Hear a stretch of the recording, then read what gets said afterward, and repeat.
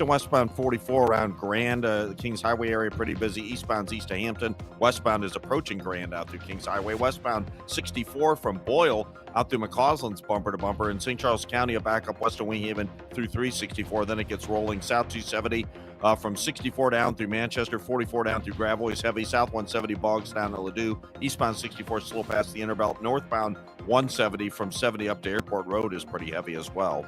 Next update at 5:20 from the Michaels Flooring Outlet.com Traffic Center. Sponsored by Gloria Lou with your home sold guaranteed realty 314-325-6888. Need to sell your home and you want the most money? The name to remember is Gloria Lou. Yes, Gloria Lou with your home sold guaranteed realty at 314-325-6888 and start packing. News, traffic, and the latest from the world of sports. This is Rush Hour Sports on 104.1 FM KMOX.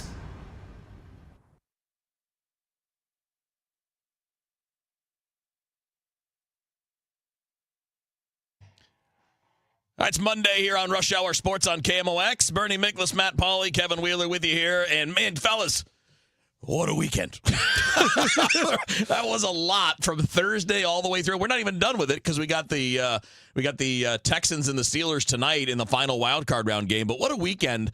A lot of good baseball news, a little tidbit on the Cards we'll get into, and a lot of great football over the last 4 or 5 days. I tried to soak up as much as I could and really entertained by both college football games. I know the Indiana game was a rout. Yeah. Tom Ackerman disagrees, but I would have preferred maybe a little bit of drama in there, but that's okay. Been nice, yeah. And my great win by Miami. But I thought the NFL, the wild card round so far, I think has been terrific. I mean, the Sunday night game was a dud. Other than that, I think they were all really, really good with lots of drama. 100%. You had a 3-point game with the Rams and Panthers, a 4-point game for the Bears, which was a great comeback. 25 points in the fourth quarter for the Bears. Field goal win for the Bills, a 4-point win for the Niners, and that was a late victory there. Heck yeah, man. That was a lot of good quality competitive football. Yeah, and it's not just that a team won by a small margin. I mean, the Rams had to score late to win. We know about that Bears comeback. Bills and Jaguars, fourth quarter, back and forth and back and forth and back and forth. Same thing to a lesser extent with the 49ers and the Eagles as the 49ers outscored them 13-3 in the fourth quarter. It was fourth quarter drama in all those games that I just mentioned. Yeah, and that's what's awesome. Yep. I always like the role that coaching plays in NFL playoffs.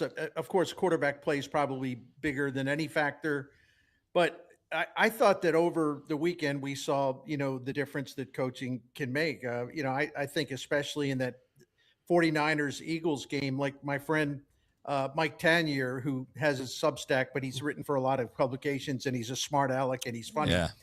He said that coaching matchup, he said the 49ers were playing chess, and the Eagles were like a monkey that like breaks into a box where the chess piece is and like tries to like eat the chess pieces, Dude, I think that pretty much sums it up. What were they? I mean, there's a viral video that's going out right now, but like you're late in the game. It's 4th and 9, and you're facing cover 4, which means the defense is dropping 4 guys deep. Right? You got a line of 4 defensive backs, and they ran 4 vertical routes into it. Yeah. You got there's nothing there. Eagles players were going after Sirianni. Yeah. And I also, I'm probably making too big of a deal of this. I'll be the first to admit it. It's a little hot take theater-ish, but this is what I said last week. When the Eagles took their foot off the pedal in the last week with something still on the line, when they said, you know what, the 2 seed doesn't matter to us. Well, they got what they deserved. Yeah. And I'm a big believer that when games matter, when there are still stakes, if there is nothing to play for in the final week of the season, sure, rest I don't everyone. care. But if there are stakes, if there is something that matters, you respect the game, you respect your opponent, you respect everybody else in the playoff race. And the moment that the Eagles decided they weren't going to do that, to me, that was the largest reason why I thought the 49ers are going to win that game. Yeah, they got a real problem. The 49ers are just a tougher team mentally. They've been beat up and injured more than any team. They just gut it out. It's unreal who they're missing, and the fact that they've won that game and now they've moved on. It's unreal what they've done. And the other thing about the Eagles, they played in a junk pile of a division. It's garbage. You're right. And the 49ers, they're right there with Seattle and the Rams. I mean, that's three outstanding teams at the top of that division. So I think that was a reason why the 49ers prevailed. They're used to playing tougher games against better teams. Yeah, they're really tough-minded team. I give them a lot of credit. It's not easy to win at all. It's really hard to win when you're taking 3 or 4 or 5 of your best players out. Can I throw one more thing in about coaching? Yeah. I wanted Jacksonville to win because my next door neighbors are Gene and Kim Gladstone. They're the parents of James Gladstone, the Jaguars general manager. And he's part of the family, so to speak. But I was really frustrated. As much as I love watching Josh Allen play and win, and I'll never ever be unhappy when the Bills win because of Josh Allen. But you had a rookie head coach, Liam Cohen, has done a really, really, really, really good job, right? But this is the first time he's running a team in the playoffs. Everybody knew the Buffalo Bills cannot stop the run. And, of course, yesterday they could not stop the run. So why did he keep going away from the run, repeatedly going away from the run, when that was their path to victory? Instead, it was almost like Cohen wanted to show everyone, well, I'm a guru when it comes to the passing game. I'm going to show you. We're going to put on a beautiful show. No, run the football and win the damn game. Nobody cares about your artistry as designing a passing game. Trevor Lawrence was not confident yesterday, so they blew that game totally. They really did. And when you look at it from the Buffalo perspective, they could not get anything done on the ground, so they adjusted to it. I mean, they've got arguably the best running back in the NFL, or at least the guy who's got the best numbers this year in Cook. They completely go away from him. Any rushing that they had, it was through their quarterback, Allen. I mean, they took what the defense gave them. Yeah, and Jacksonville's tough against the run, so the Bills were pragmatic. Yeah. How about Josh Allen? How about that 10-yard tush push? Well, listen, we all know until he gets into a Super Bowl, there's going to be people whining about him or whatever. I don't, because he's compensating for what is otherwise a pretty mediocre team. Mahomes and some of the guys that have been to Super Bowls, they're great. They also have had great teams and a great coach with them. Yep. Allen yesterday, he goes into the game with a bad foot. He takes a shot on the head. Guys got to go to the blue tent. So he had like a little bit of a head thing. Then he banged his finger on his throwing hand on a helmet. Then later on, he wrenched his knee. And there was you can stick, how many swords do you have to stick into the guy before he basically says, no more, I can't get up? I mean, this is such a cliche and people overplay it, but this guy could have played in an era of football where, like, you had John Unitas, my hero. He got his nose broken by a forearm club by a guy named Doug Atkins on a muddy day at Wrigley Field in Chicago, and his teammate, blood's pouring down his face, and his Colts teammates are telling him, look, get out of here. Get out of the huddle. You got to go get that looked at. He said, to hell with that, and he picked up a clump of mud and stuffed it in his nostrils and stopped the bleed. Now, seriously, don't you think Jake Allen would do something like that if he had to? Yes. I do. Yeah. Except there's not that many guys big enough to do that to him. He's a large man, and he can also run a little bit, which is fascinating. And obviously we got tonight, Texans and the Steelers. Don't have a ton of time now to dig into it, but I find this game to be super interesting that Houston's favored on the road. Pittsburgh snuck into the playoffs, but there's still something sneaky about the Steelers and Aaron Rodgers with this one to me, because the Texans have had moments over the years where they just don't show up. I'll give you a really quick summation. The Houston Texans offense, especially C.J. Stroud, has been really mediocre on the road. Not good at all. Yeah. Not good at all. And the Houston defense, while is really, really outstanding, late in the season, it has started to slip a little bit. So I definitely could see the Steelers winning a low-scoring game, only because I don't think the Houston offense travels well. They're getting out of that dome. They're getting off the carpet, and they're going to be in good old blustery Pittsburgh tonight. I think that matters. Yeah, and they get DK Metcalf back, and I think that's an X factor here because he missed the last 2 weeks. What does he have in store for us tonight? Aaron Rodgers just threw for 294 last week, so almost 300 yards. Most he had thrown all year. Is he finding something?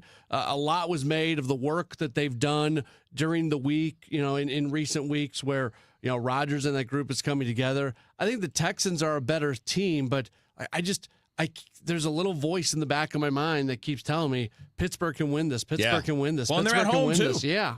And they have not lost a Monday night game at home since 1991. And Houston does have a great pass rush. One of the things that Aaron Rodgers still does extremely well, he gets rid of the ball quickly, short passes. So he can sort of neutralize that pass rush a little bit. Should be fascinating. I'm also interested in the Houston, Texas team playing in, 29, 30-degree weather in Pittsburgh and, feeling comfortable about that. Although, like guys like Stroud played in the Midwest in college, so it probably isn't that big of a deal. But a curiosity is probably the better way to put it. Bernie Miklasz, Matt Pauley, Kevin Wheeler with you here. Got a little more football coming your way. It'll be on the college side. We're going to talk about the Cardinals signing Ryan Stanek, the Cubs getting Alex Bregman, what that means, what the divisions look like. We got a lot to do. Stick with us here on Rush Hour Sports. I know that hiring can be challenging. You sort through tons of resumes and you get too many so-so applicants. You're just waiting for someone to match your role perfectly. Well, now, there's a place where you can meet them fast. ZipRecruiter. Need to hire right away. Start your search for strong candidates. The right fit awaits. Build your team. Build it sooner. Meet your match on ZipRecruiter. Just head to ZipRecruiter.com/radio right now to try it for free. And you're on your way to meeting your match. 4 out of 5 employers who post on ZipRecruiter get a quality candidate within the first day. So try it now. Go to ZipRecruiter.com/radio. Once again, that's ZipRecruiter.com/radio. Meet your match on ZipRecruiter. Try it free. That's the sound of James adding long-lasting Gain scent boosters to his laundry this morning. Several hours later, James sniffs the irresistible scent of Gain on his shirt. Gain. Several hours later, James has even caught the attention of his mother-in-law, and she never gives him attention. Ooh, you smell amazing, James. Oh, thanks, Mom. I love you too. I never said that. Add Gain scent boosters to your laundry. Add joy to your day. Okay, I have to tell you, I was just looking on eBay where I go for all kinds of things I love, and there it was. That hologram trading card. One of the rarest, the last one I needed for my set. Shiny like the designer handbag of my dreams. One of a kind. eBay had it, and now everyone's asking, ooh, where'd you get your windshield wipers? eBay has all the parts that fit my car. No more annoying, just beautiful. Millions of finds, each with a story. eBay. Things people love. Hey, good morning. You're heading to the airport, right? Yep, thanks for checking. I like the car. How long have you been a rideshare driver? About 3 years now. I really enjoy it. Isn't it hard to make money these days with the price of gas being so high? Not for me. I use Upside, the free app that gives you cash back for every gallon of gas you buy. Wait a minute. Are you saying you actually get real money back when you get gas with the Upside app? Yep, I get real cash back every time I get gas. Does that actually add up to anything? I'll make around $200 to $300. Wow, that's serious extra cash. I'm downloading the Upside app now. Download the free Upside app now to earn real cash back every time you buy gas. Use promo code RAIN to get up to a $5 per gallon bonus on your first tank. You can cash out anytime, right to your bank account, PayPal, or a gift card for Amazon and other brands. Just download the free Upside app and use promo code RAIN to get up to a $5 per gallon bonus on your first tank. That's code RAIN. Traffic from the MichaelsFlooringOutlet.com Traffic Center. Well, we still got our incident on eastbound 255 before Coke Road. This traffic reports a service of S&L Coins right left. Looks like maybe just the left lane's open now, and it's still jammed back pretty close to Lee Ferry on eastbound 255 right now. Southbound 55, Arsenal down through Bates. A lot of that stop and go. 44 both ways around Vandervender's heavy. Eastbound it's at Hampton. Westbound it's Grand out through Kings Highway, really. So busy both ways. Eastbound is roadwork related. Westbound 64 still on the binders. Boyle out to Clayton Skinker. It's slow. Clayton Warson to Ballas, and it's still a backup west of Winghaven through 364. South 170 on the brakes at Ladue. North 170 north of Natural Bridge up to Airport Road slow. South 270 Olive to Ladue. Clayton Road down to about Doherty Ferry. After that, there's some slow stuff Sappington through Tesson Ferry. And if you're on the run through downtown westbound 44, some slow stuff between the bridges westbound 70. Riverview out through to Lucas Hunt. We had a stall in the reported in the right lane near there. I'm Roger Brand in the Michael's Flooring Outlet.com Traffic Center. SNL Coin. We buy gold and silver coins, silver and gold jewelry. Also buying gold-filled and silver plates. Before you sell, call SNL. 314-544-3600. 314-544-3600. SNL Coin. This is Rush Hour Sports on 104.1 FM KMOX.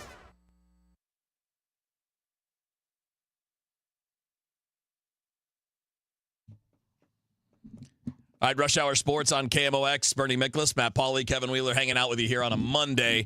So we won't go super deep now because it's not necessary. It's a week away. But we're set up for the national championship game. As I'm calling it, it's the KMOX Bowl. It is. Between the Fighting Ackermans and the Fighting Wheelers of Indiana and Miami coming up a week from now. So I guess we could just say this, guys. Initial impressions of the matchup, because, again, we can talk about this even next Monday leading into the game. We don't have to do a lot of depth right now. Indiana's better.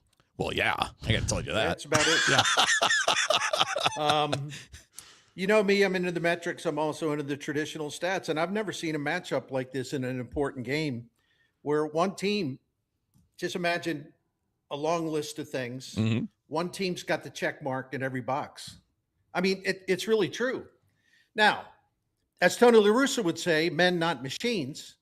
So, yeah, is there a chance that an Indiana team that plays incredibly clean, efficient, mistake-free football can have a really, really bad game that comes out of nowhere? Well, yeah, it's possible. But with that coach and the maturity of that team and the experience of that team, with an average age over 22 years old, I don't see that happening, but anything's possible. They have the opportunity to be one of the all-time great teams, or at least finish one of the all-time great seasons, because they're 15-0, so they have a chance to finish an undefeated season. And I know we don't have a deep history when it comes to the college football playoff, but the domination that they have shown in the first two games against Alabama and Oregon, if they go do something like that against Miami, I'm not saying they're the greatest team ever. You can't have that argument, but you can say it is one of the greatest seasons ever. Sure, I can buy that. In fact, I was talking about this with Tom and Ranj earlier today on Gas House. This game reminds me quite a bit of the national championship game January 2003, following the 2002 season between Ohio State and Miami. Miami was the huge favorite. They had won every game since September 9th of 2000, going all the way to January of 2003, right? So they lost one game in 2000. They did not lose in 2001 and won the championship. And they did not lose in 2002 until the championship game. And Ohio State beat them. And Ohio State was the low-scoring, defensive-minded, physical team. This is the only comp I can come up with. I don't think this one's going to go that way personally, because that Miami team was incredibly talented. And Ohio State turned out to be more talented than we knew at the time. And you can look at the NFL rosters following that to let you know that. So I think maybe the lines there, the numbers were wrong. But Miami was a double-digit favorite in that game. So this reminds me a little bit of it in terms of style. And I think the only path to winning is being perfect. You can't screw up. If you screw up, Indiana will beat you. I know what you're saying, Wheels, but it just the characterization for me doesn't work, because that Miami team, while incredibly talented, they also had a thing that the Greeks refer to as hubris. And, they definitely had that. They had convinced themselves that they were untouchable, unassailable. No one could stay with them. No one could run with them. No one could make plays. For 3 years, nobody did.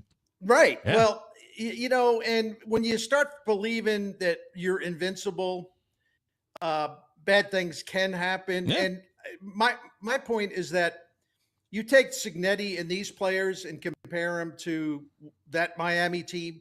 There isn't, pardon my language, there is not a chance in hell that Indiana is going to take one little thing for granted in that game. I think Miami took a lot for granted way back when and got beat by Ohio State. That's just my opinion. Oh, I don't think there's any question that they took a lot for granted. I mean, and the two teams were very different in terms of style, but as it turned out, closer in quality and talent. If you're looking at this game, the talent edge is on the Miami side to me, but they're not the smarter team, and the coaching edge is huge in favor of Indiana. Huge. Yeah, the discipline, on-field disciplines. Yeah, not even close. Do you know what percentage of Miami's roster, because I couldn't find this and I should, percentage of the rosters are transfer compared to, the traditional high school recruits? Oh, I would put it somewhere close to 50-50 of the guys that play. Of the guys that are in the regular rotation, I would put it pretty close to 50-50. So almost all the offensive linemen, except for the center, are homegrown, recruited by Mario, developed by Mario. Like Bain is a recruit, but Mesidor was a transfer. Deontay Scott was a transfer. Jacoby Thomas was a transfer. So it's probably 50-50. Beck is, of course, that. 50-50 with the guys that are in the regular rotation that play.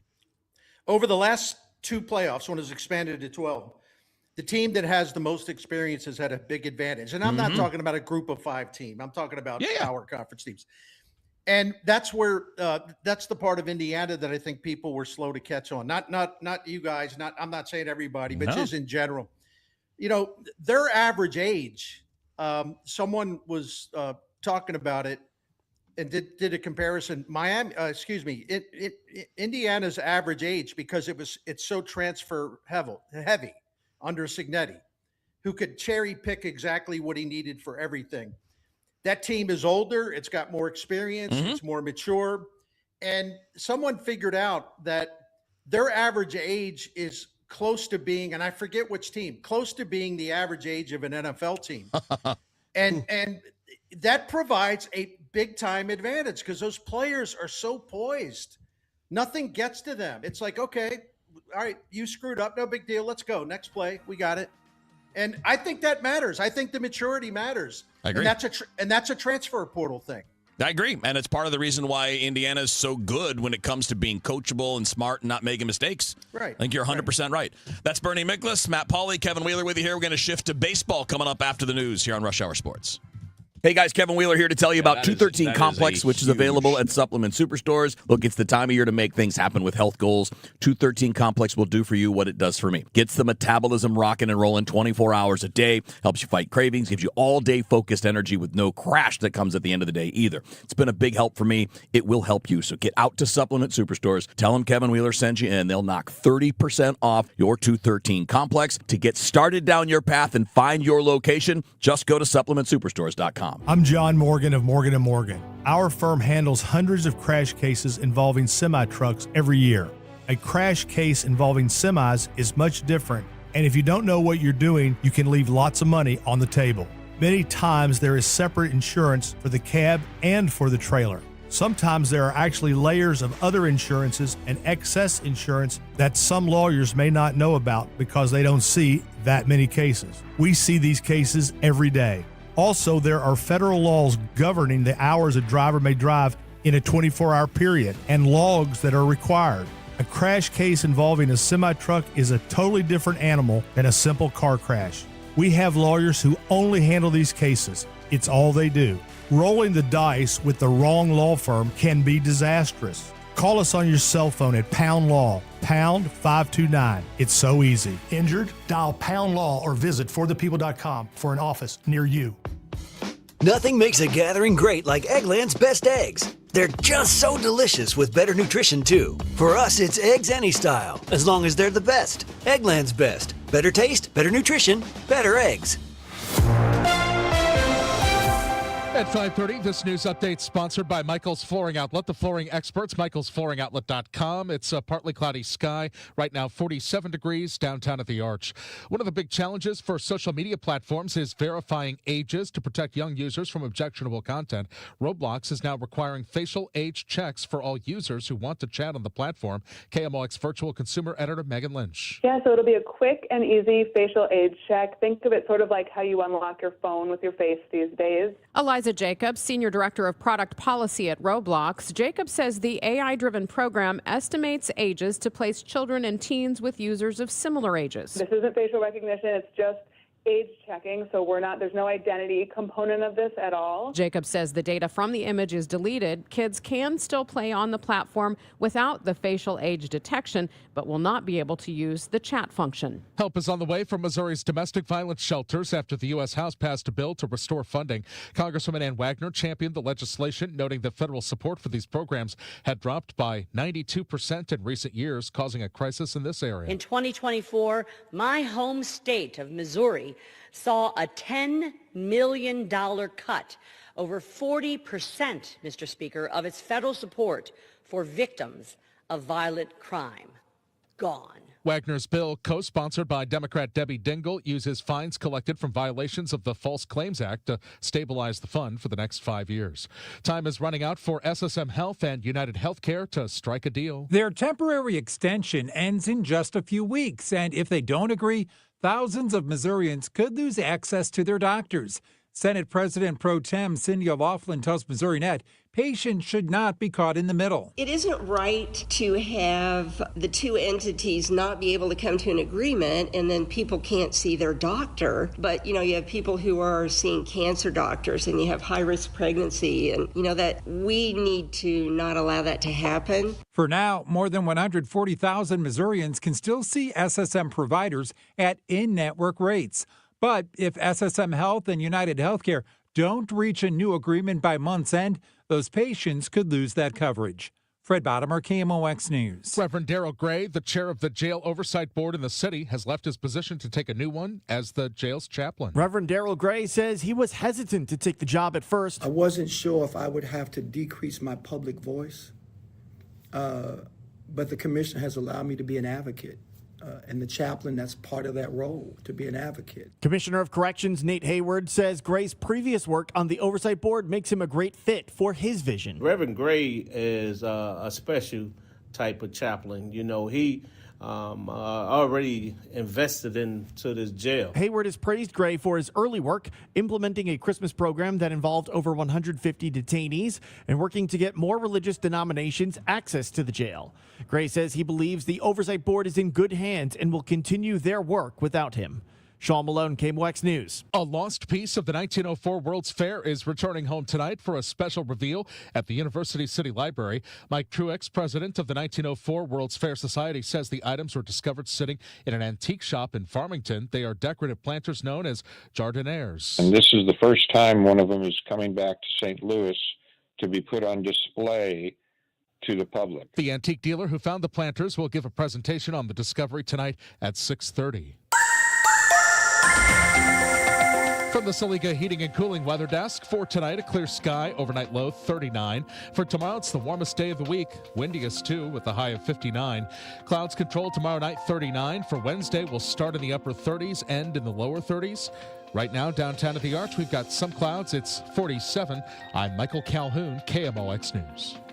If you're one of the millions of Americans behind on your taxes, if you're afraid to open your mail because IRS collection letters could be coming, listen carefully. The IRS is cracking down, taking paychecks, freezing bank accounts, revoking passports. That's a fact. But here's what most people don't know. There are official tax relief programs designed to help struggling taxpayers. Programs that could save you thousands if you qualify. No one knows these programs better than the experts at Optima Tax Relief. Optima's award-winning team will fight to protect your paycheck, your passport, and your property. Their tax attorneys and licensed tax professionals will work tirelessly to get you the best deal possible with the IRS. Every day, penalties and interest keep piling up, so don't wait. Call Optima now for a free consultation. Call 800-348-0269. 800-348-0269. 800-348-0269. Optima Tax Relief.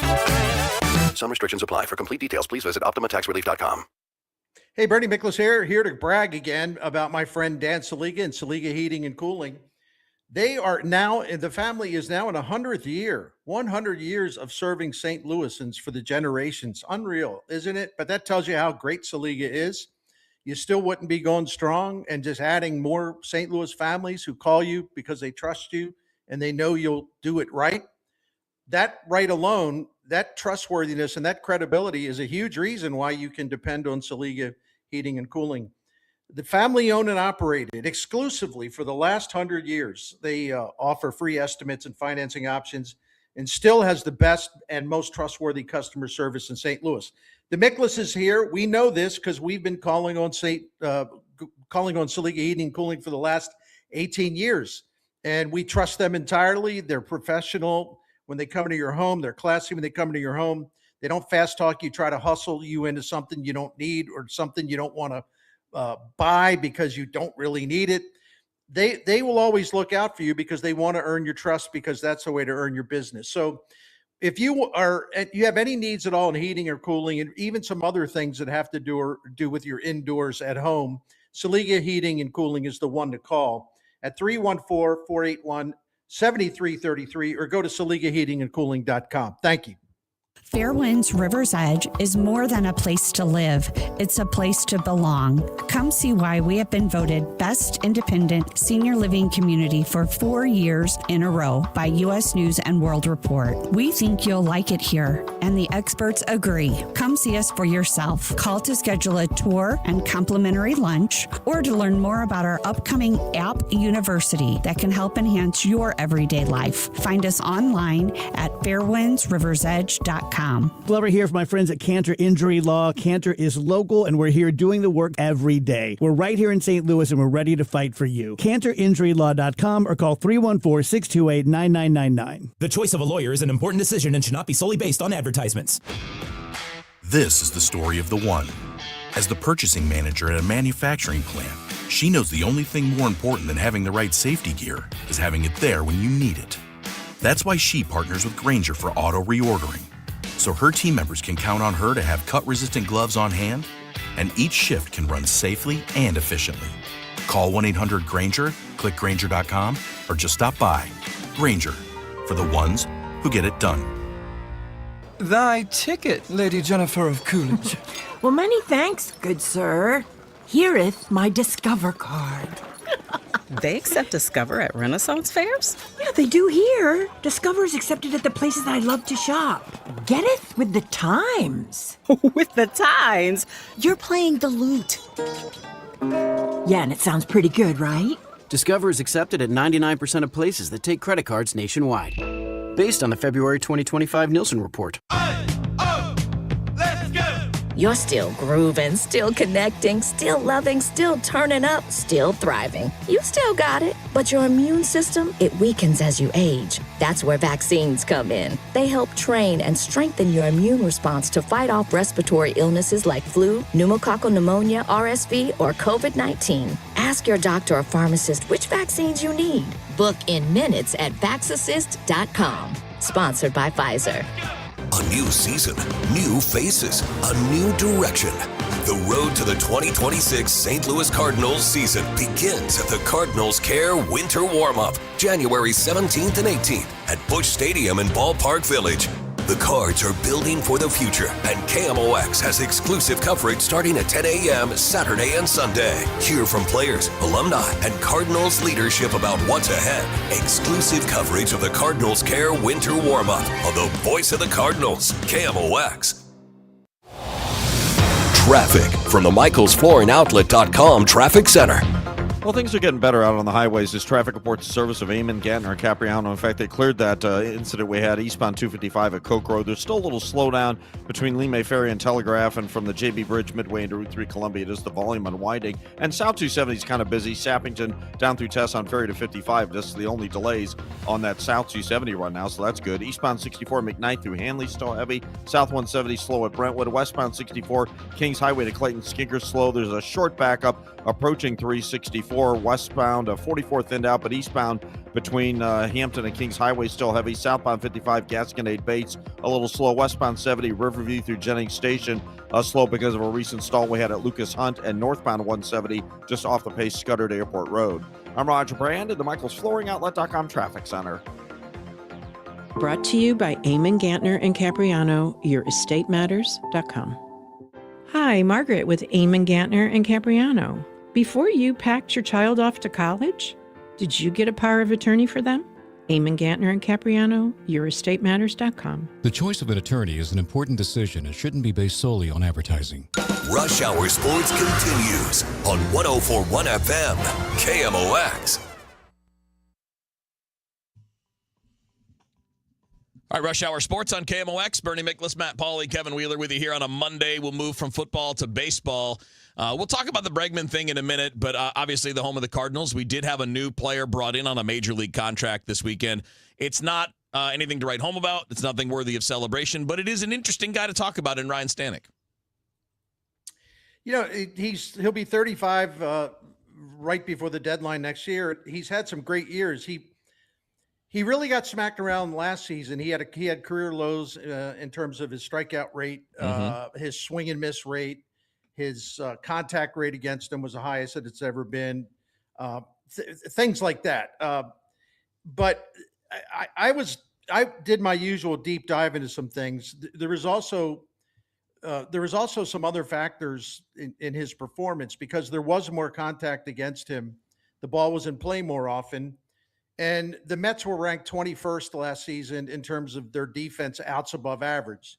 You know, they were way, way down in the minus column, where the Cardinals had the 5th best defense that way. Anyway, the other thing, and if I could just explain this to you, because I said I had a great stat on him, you know, defense can matter with pitchers, especially if they're not striking out as many as they once did.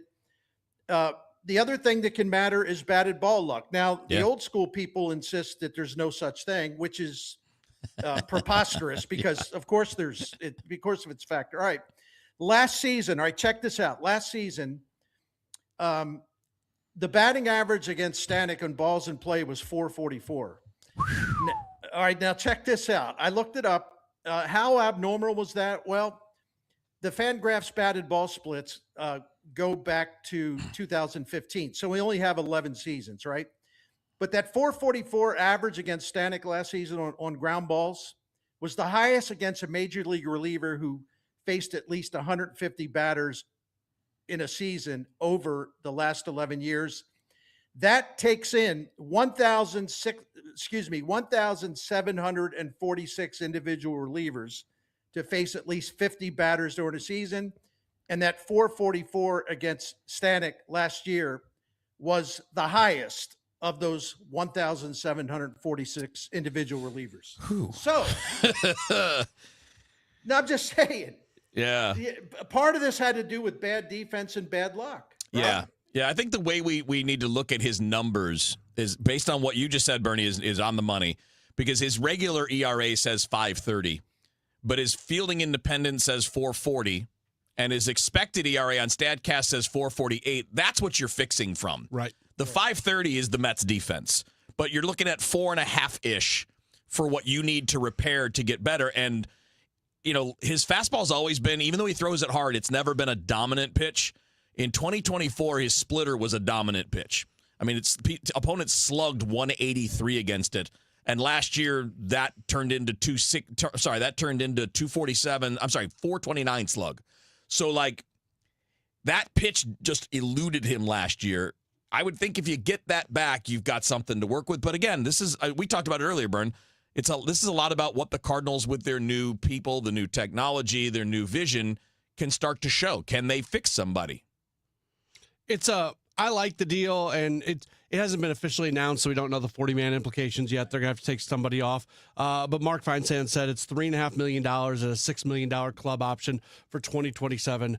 Cardinals have a track record over the last couple of years of bringing in these veteran guys. Maton last year, Kittredge the year before. They had good years. And let's be honest. They need some veteran dudes down in that bullpen. Sure. Not only is Stanek, hopefully Stanek has a nice season and either the Cardinals are playing good baseball and he sticks around, or the Cardinals are not playing good baseball and they are able to spin him off at the deadline.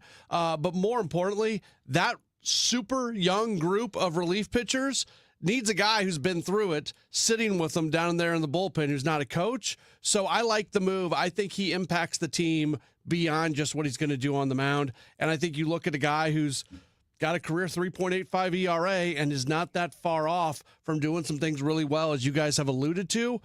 There's a lot of upside to this move. But he has been in one form or another in a state of decline, really, for the last 4 seasons. But he's still.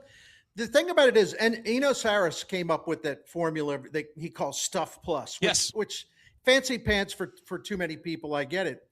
But Stanek's overall, quote, stuff was well above the league average last year. So it's a very interesting profile. And you're right, Wheels. His splitter turned into junk last year. He tried a sweeper. It was absolute junk. It was. Keep this in mind. Matt Pierpont, the director of pitching, big believer in the cut fastball. So especially for right-handers going against left-handed hitters. So I would not be surprised at all if Mr. Stanek starts using a cutter in 2026. Makes sense. And, I know it's hard for Cardinals fans to be in this position for the first time in a long time where you're officially rebuilding. This is what you're doing in a rebuild. If he was coming off a good year, he's not signing with a rebuilding team. That's right. He's trying to rebuild his stock, and the team is trying to rebuild. So it's a mutually beneficial thing. And so what are you looking at? You're looking at the building materials, which is velocity, the way you spin a pitch, command, like all of these things are the tools. And then what can you do with it? And now it's up to the team to show us that they can do something with it, that they can take guys and make them better than they were, especially when you have some of the parts. Like when you can throw 100, there's something to work with there. The question is, can the player do it? And then can you also put them on the right path? And one more little stat from Stat Boy here.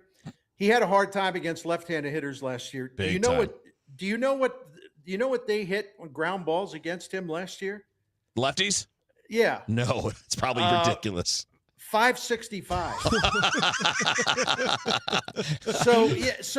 This dude, look, I was pointing out some holes in his arsenal, so to speak. Yeah.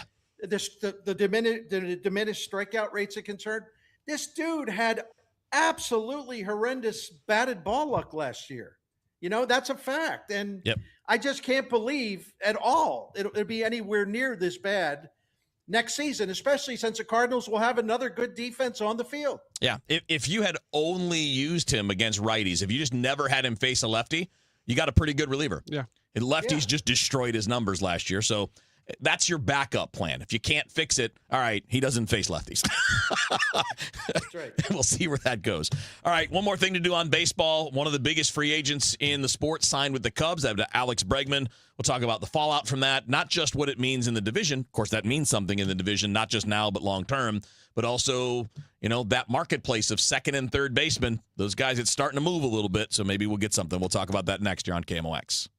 Don't miss Mosby Building Arts Home Improvement Shows Saturdays from 11 a.m. to 1 p.m. on KMOX. One of the last call-in shows where you can get live answers to your remodeling, design, and construction questions. Tune in Saturdays at 11 a.m. With the new IHOP value menu, $6 is all it takes to go to your happy plates, where stacks of pancakes with bacon and eggs are just $6 every day. French toast, sausage, and eggs are, you guessed it, $6.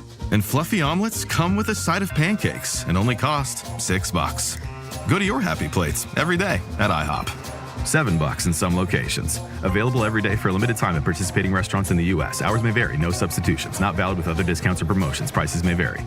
Hey, guys, as we move into 2026, if this is the year that you, family member, a friend, somebody you know is looking to sell your home, pay attention because the realtor that you choose absolutely matters.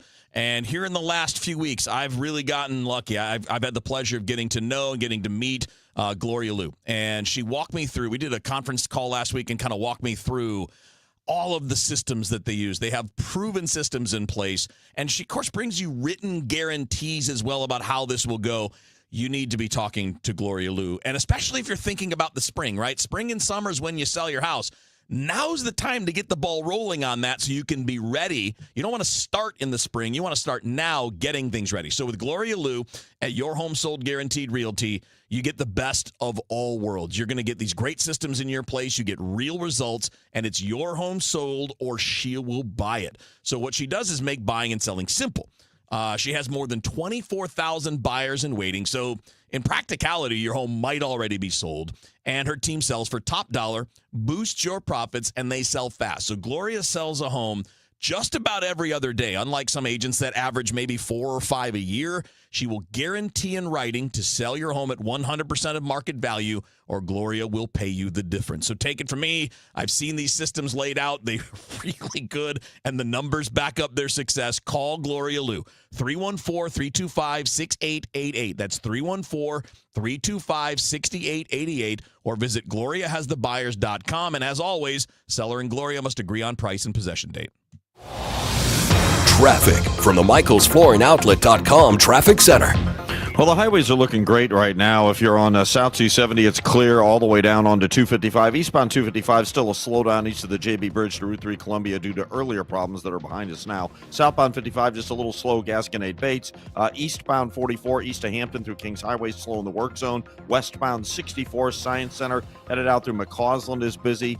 And there's a brief delay both sides of 364. It opens up by the time you get to the boulevard. Eastbound 64, slow at 170. South 170, only heavy at Brentwood. North 170, just a little crowded. Scudder up through Airport Road. And westbound 70, no problem, wide open all the way to Wentzville. I'm Roger Brand in the MichaelsFlooringOutlet.com Traffic Center. This is Rush Hour Sports on 104.1 FM KMOX.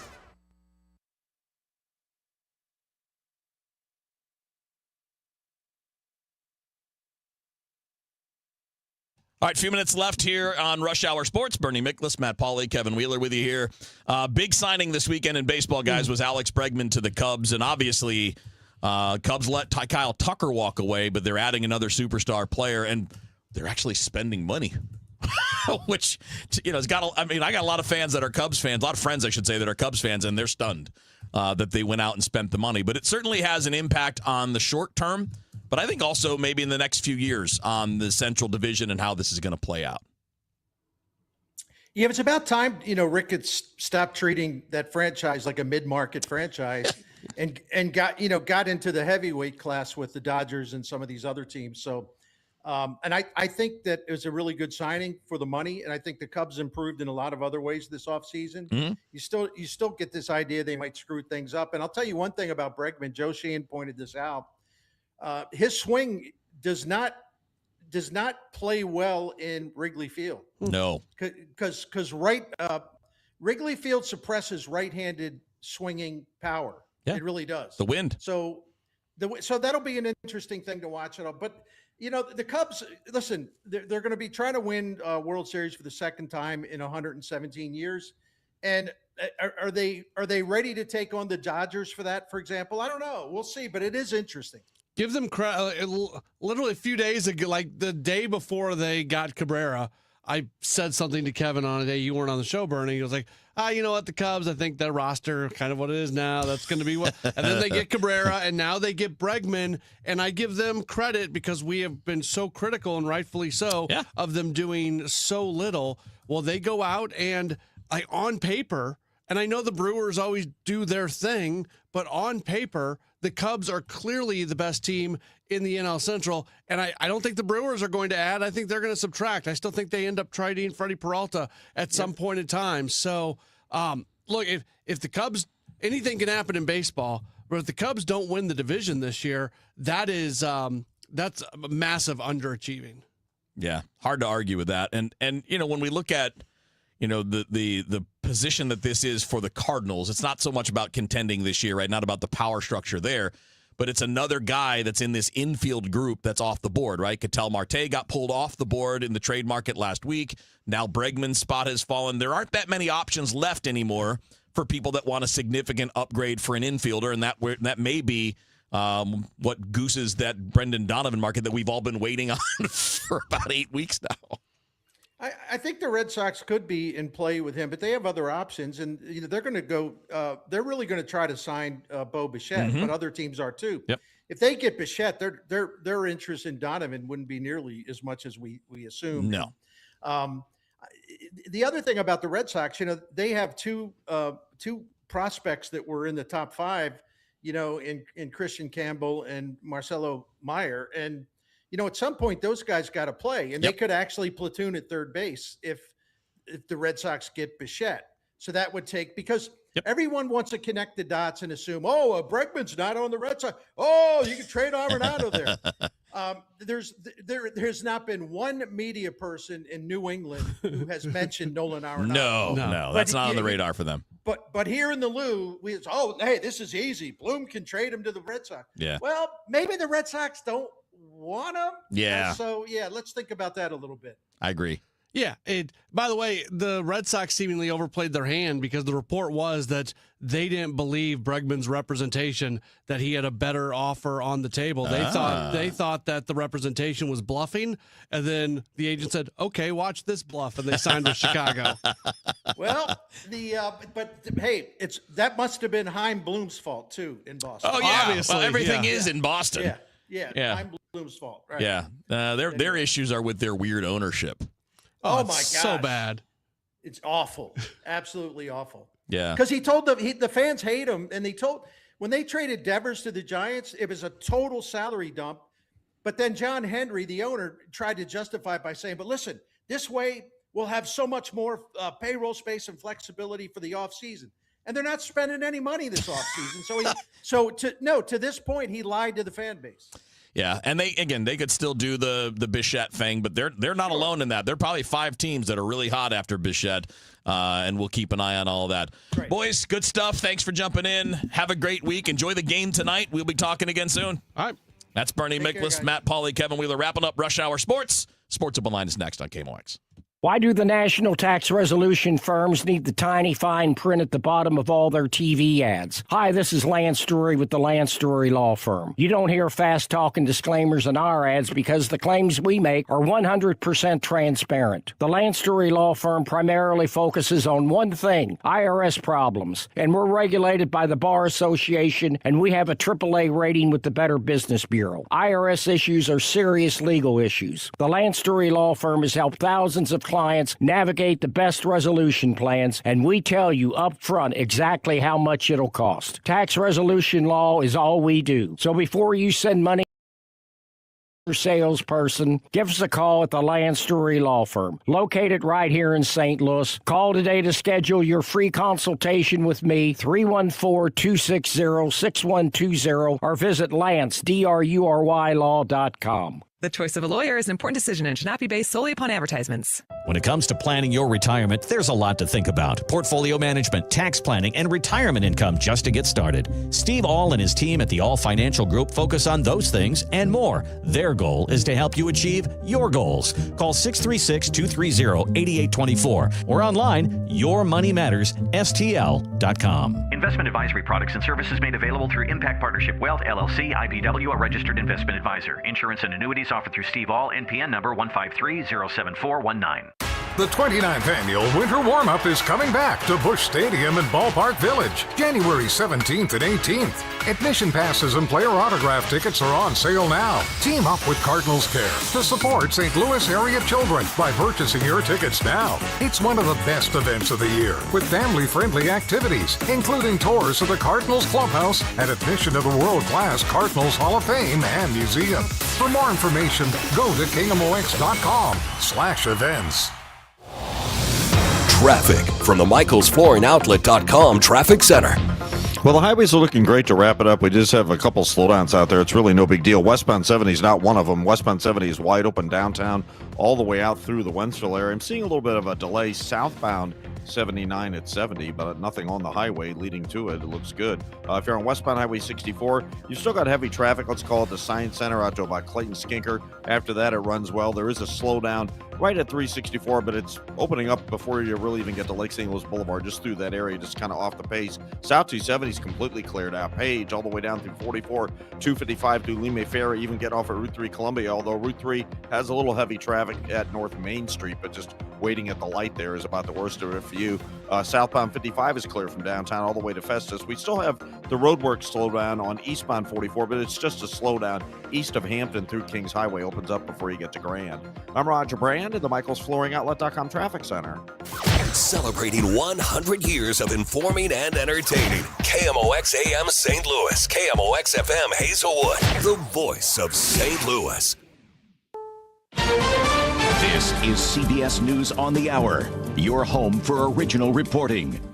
I'm Jennifer Kuiper. Blocks from where Renee Good was shot to death by an ICE officer in Minneapolis last week. Shame! Shame! Local residents confronted immigration enforcement agents who deployed tear gas. The state of Minnesota, along with the cities of Minneapolis and St. Paul, are suing the federal government to stop the immigration enforcement surge. CBS's Cammie McCormick. Minneapolis Mayor Jacob Fry says his city will continue to push back with everything it has. We aren't backing down. The state and cities are requesting a temporary restraining order to halt the enforcement action or limit the operation. What we are asking for is an intervention from the court to push back on this unconstitutional conduct, pure and simple. Thousands of immigration officers have surged into Minnesota, making more than 2,000 arrests so far. Illinois is also suing the Trump administration over use of federal officers in that state. The Trump administration's criminal investigation of Fed Chair Jerome Powell, which Powell says is an attempt to exert more control over the Fed, has sparked backlash. Several Republican senators have condemned the Justice Department subpoenas of the Fed, and CBS's Scott McFarland reports. This is all kinds of upside down and inside out. It's like a page out of Wacky Wednesday, only it's Monday. First of all, that a criminal investigation is being acknowledged, if not announced, by Jerome Powell himself in a self-produced and self-released video is quite something. Democratic Senator Mark Kelly, a former Navy pilot and astronaut, is suing the Pentagon over attempts to punish him for his warnings in a video calling on troops to resist unlawful orders. Kelly is seeking to block his censure from Defense Secretary Pete Hegseth last week. The president's national security team will hold a meeting at the White House tomorrow to discuss updated Iran options, according to several other sources familiar with the matter. It is unclear whether the president himself will be there. This, as exiled Crown Prince Reza Pahlavi tells CBS's Nora O'Donnell. The people on the street in Iran today say we are past condemnations, we are past resolution, we are past the stage of offering sympathy. We need action to be taken. Thousands of nurses at several major New York City hospitals are now on strike. New York Attorney General Letitia James says healthcare workers are stretched to their limit. Nurses are asking simply for the basics. 1, to be respected. 2, that management not cut their benefits. 3, that they recognize the importance of safe staffing. Hospitals say the union's demands are too costly. This is CBS News. I'm Major Garrett. Follow and listen to The Takeout on the free Odyssey app or wherever you get your podcasts.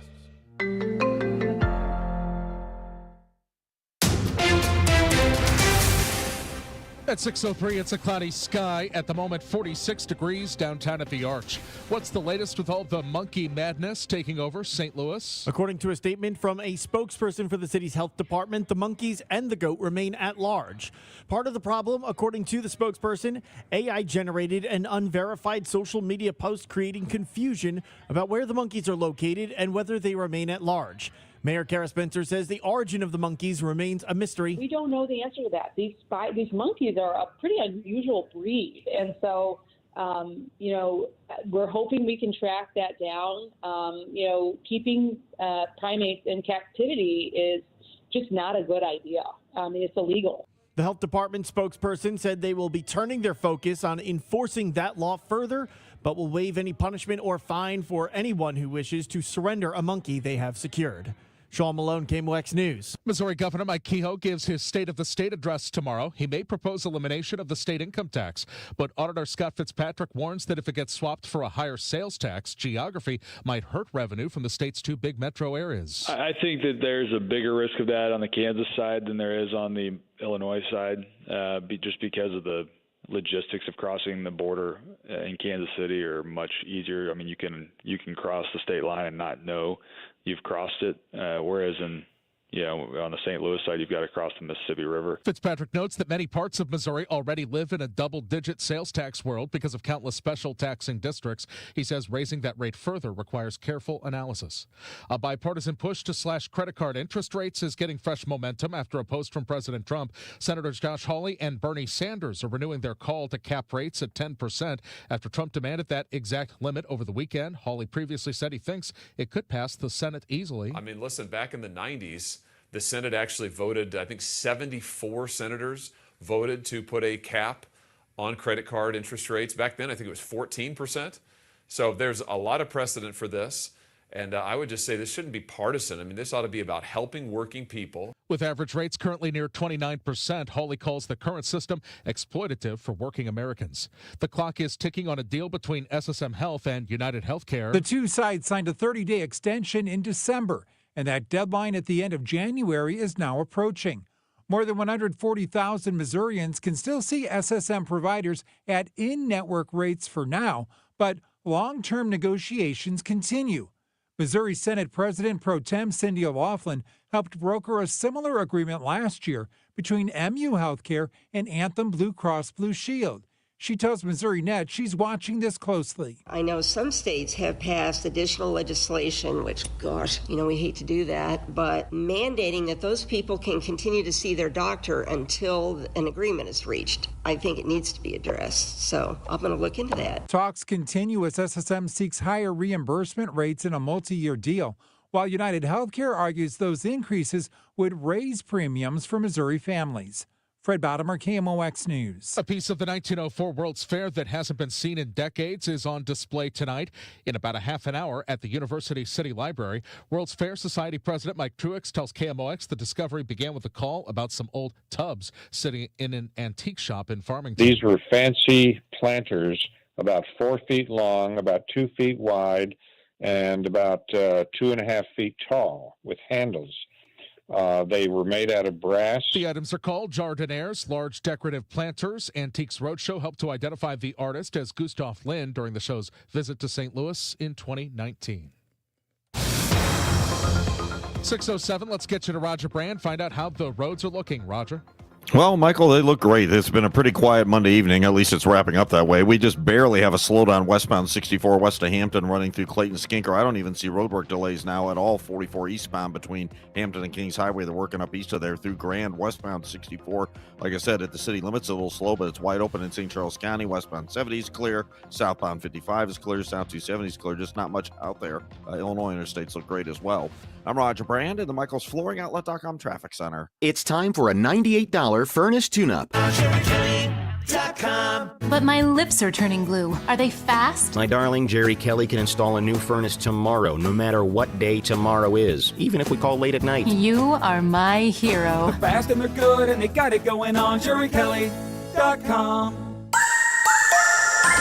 We are on another temperature roller coaster, but what's new about the St. Louis area? We have it all the time. Temperatures quite mild today. The warmest day of the week is coming up tomorrow. We've got clear skies on tap. Temperatures this evening will primarily be in the upper 40s, 39 for the overnight low. On Tuesday, partly sunny skies. Starts to get a little windy in the afternoon from the south. 59 for the high, not even close to a record. The record is 67 from 1952. Tuesday night, clouds take control, 39. Wednesday, the first of two cold fronts coming in. Lots of clouds Wednesday. It's windy and it's turning colder. Basically, let's think temperatures in the 30s on Wednesday, dropping into the low 30s by late in the afternoon. Thursday is sunny and cold, 32. Friday, partly sunny, 42. But the second cold front comes through mid to late afternoon on Friday. A couple of snow flurries around as temperatures drop from that 42 down below the freezing point. And we are looking at high temperatures in the 20s over the weekend. From the Saliga Heating and Cooling Weather Center, I'm meteorologist Dave Murray on 104.1 FM. KMOX. It's a mostly cloudy sky. Right now, 46. The feels like 44 downtown at the Arch. I'm Michael Calhoun, KMOX News. Come on, let's get going now. From KMOX Sports. We're primed and ready. All day, baby. Man, let's go. This is the Gray Bar Sports Open Live. Gray Bar, your distributor for electrical and datacom needs. On 104.1 FM, KMOX. On a Monday night, we do welcome you in. It's a Gray Bar Sports Open Line right here on KMOX. Full 2-hour program. We got a bunch of those this week, which is good. I'll be with you tonight, tomorrow, and Friday for a full 2 hours. We'll be a little bit short on Wednesday for SLU basketball. And And, of course, Thursday night, we've got the Countdown to Opening Day show. And that's going to be a good one. Not that it's never not a good one, but this week we're going to have an extended conversation with St. Louis's own and MLB Network host Greg Amsinger. So you'll want to be tuned in for that for sure. But we got a lot to do on the show tonight. We've got a couple guests who are scheduled here in about 10 minutes or so. We're going to talk with Rob Rains from STL Sports Page. We'll get his thoughts on what's going on with the Cardinals and the reported signing of Ryan Stanek. Also at 7:05, Jared Wills is going to join us from CHGO Sports in Chicago. He's going to talk a little bit about the Cubs and the Alex Bregman signing. So that's all coming up here on the show today as we are with you. And it's going to be a good program. As always, if you want to join us, 314-436-7900, 314-436-7900. That's how you call or text. You can tweet at me, at Matt Pauley on air, MattPauley on air. And for those of you who are watching on the video stream, feel free to leave a comment, and we can address those as we go along. So, we're with you. We are with you until 8 o'clock tonight. When we were wrapping up on Friday, that's when the news first came down that Ryan Stanek had signed with the team, or reportedly had signed with the team. It has not yet officially been announced, and we didn't have a ton of time to kind of get into what his role is going to be for this team. And we'll talk with Rob Rains about that a little bit coming up in our next segment. Generally speaking, I like the signing. I like the signing. Now, he's coming off a year where he didn't pitch great last year with the Mets. Like, we're not breaking any news here. 5.30 ERA, right? Now, we mentioned this during Rush Hour Sports. If you are just looking at the ERA to look at a relief pitcher, well, it can mislead you sometimes because of the amount of times or how often it occurs where you have 2 or 3 or 4 blow-up games and all of a sudden the ERA looks bad. Now, that wasn't so much the case with Stanek last year. I think more than anything else, you're looking at a guy who, from a split standpoint, he got beat specifically one side to the other. But I like this signing over his career, and he's been around for a while. He's been around since 2017. Over his career, he's got 466 appearances. He's got a career 3.85 ERA. He's got some pitches that can do some things. He's got some areas to work from that you feel like you can get him back. It's going to be on the Cardinals. I think this is an important part of this, and it's going to be an important part moving forward on a lot of things because there are many people out there. I think it's a vocal minority, but it's not a tiny vocal minority. It's definitely a group of people that don't really believe in the people that are in place right now with the Cardinals. They don't believe in Oliver Marmol. They don't believe in his coaching staff. They don't believe in the minor league instruction, and maybe they don't even believe in Chaim Bloom. Again, I don't think that's the majority of people, and I think those people are incorrect. I think all those people are definitely worth, believing in. But part of what's going on with this team is when we're going to make such a big deal. We're going to make such a big deal about bringing in good people and bringing in more instructors and putting money into data and into technology and into all these things. Well, there has to be results. You can sit here and argue till you're blue in the face about how nobody with the Cardinals is that good from like an instruction standpoint. And I can sit here and argue, hey, look, the Cardinals are bringing in really, really good people, and this is going to be great. And we can argue at each other back and forth, but we don't really have we don't have the data to go along with it because we are at the beginning of a new age when it comes to Cardinals baseball. So here is a great opportunity for the Cardinals to show if they're going to be a team that can help players become the best version of themselves. You've got a Ryan Stanek who it's not just that he's coming off a 5.30 ERA last year. He's coming off a 4.88 ERA in 2024. And he had a +4 ERA in 2023. He is somebody who his numbers have been in decline for a few years in a row. So can you turn that around? Can you find the best version of him? Can you find a new pitch that he is able to utilize in a way that can help out the entire arsenal? Can you do these things? And That's going to be an important part of what this team is trying to do. Now, I do think they have a bit of a track record here, and not that these it's not an apples-to-apples comparison, because Phil Maton certainly had success immediately before his time with the Cardinals, and same thing with Andrew Kittredge, although Kittredge was coming off an injury, but Kittredge was a guy who was not that far removed for a pretty high level of success as well. So it's a different story here, because Stanek has not put together the numbers that you would like him to have with the Cardinals this year in a few seasons.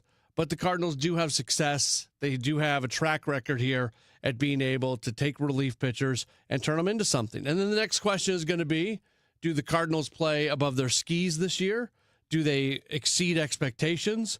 And do they sit in playoff contention for much of the year, where he's a part of that and he sticks around?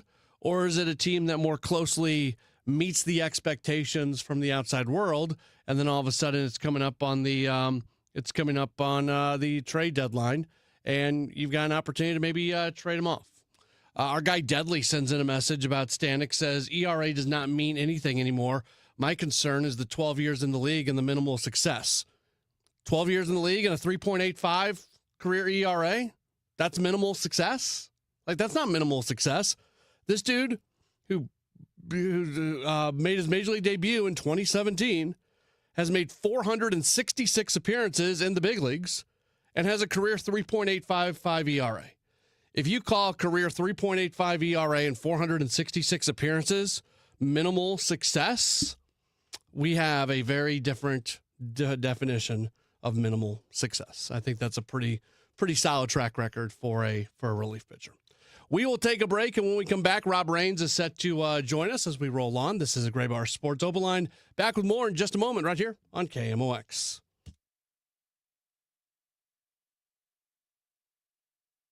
Finding great candidates to hire can be like, well, trying to find a needle in a haystack. Sure, you can post your job to some job board, but then all you can do is hope the right person comes along, which is why you should try ZipRecruiter for free at ZipRecruiter.com/radio. ZipRecruiter doesn't depend on candidates finding you. It finds them for you. Its powerful technology identifies people with the right experience and actively invites them to apply to your job. You get qualified candidates fast. So while other companies might deliver a lot of hay, ZipRecruiter finds you what you're looking for. The needle in the haystack. See why 4 out of 5 employers who post a job on ZipRecruiter get a quality candidate within the first day. ZipRecruiter, the smartest way to hire. And right now, you can try ZipRecruiter for free. That's right, free at ZipRecruiter.com/radio. That's ZipRecruiter.com/radio. ZipRecruiter.com/radio. ZipRecruiter. This is the story of the one. As an HVAC technician, he and his digital multimeter are in high demand. So when a noisy office HVAC turns out to be a failing blower motor, he doesn't break a sweat. With Grainger's easy-to-use website and product information, he selects the product he needs to keep everything humming right along. Call 1-800-GRAINGER, click Grainger.com, or just stop by. Grainger, for the ones who get it done. I can't believe how spotless my floors look after using the Swiffer Power Mop. No more dragging around a heavy mop and messy bucket. Now I get the same deep clean without all the work. Thanks to the powerful solution and scrubbing pad of the Swiffer Power Mop, dirt and grime don't stand a chance, and I don't break a sweat. Mic drop.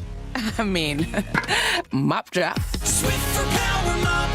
Swiffer Power Mop. A smarter way to mop.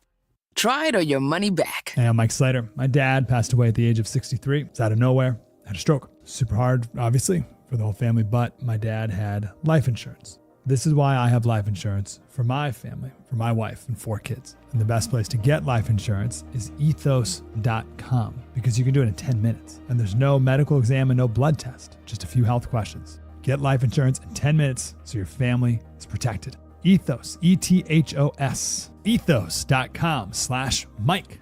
You still thinking job change in the new year? Yeah, I need something that's in high demand and more stable in this economy. IT? Yeah, cybersecurity, maybe even AI. That's what I did. Really? How? Went to My Computer Career. You don't need any prior experience, and you could start your new career in a matter of months. A lot of IT pros go to school there, too, to level up. Sweet. Are classes online or on campus? Both. Wow, I'll check it out. Thanks. Make this your year. Take the free career evaluation now at mycomputercareer.edu, an Elite CompTIA certification partner. Financial aid is available to those who qualify, including VA benefits.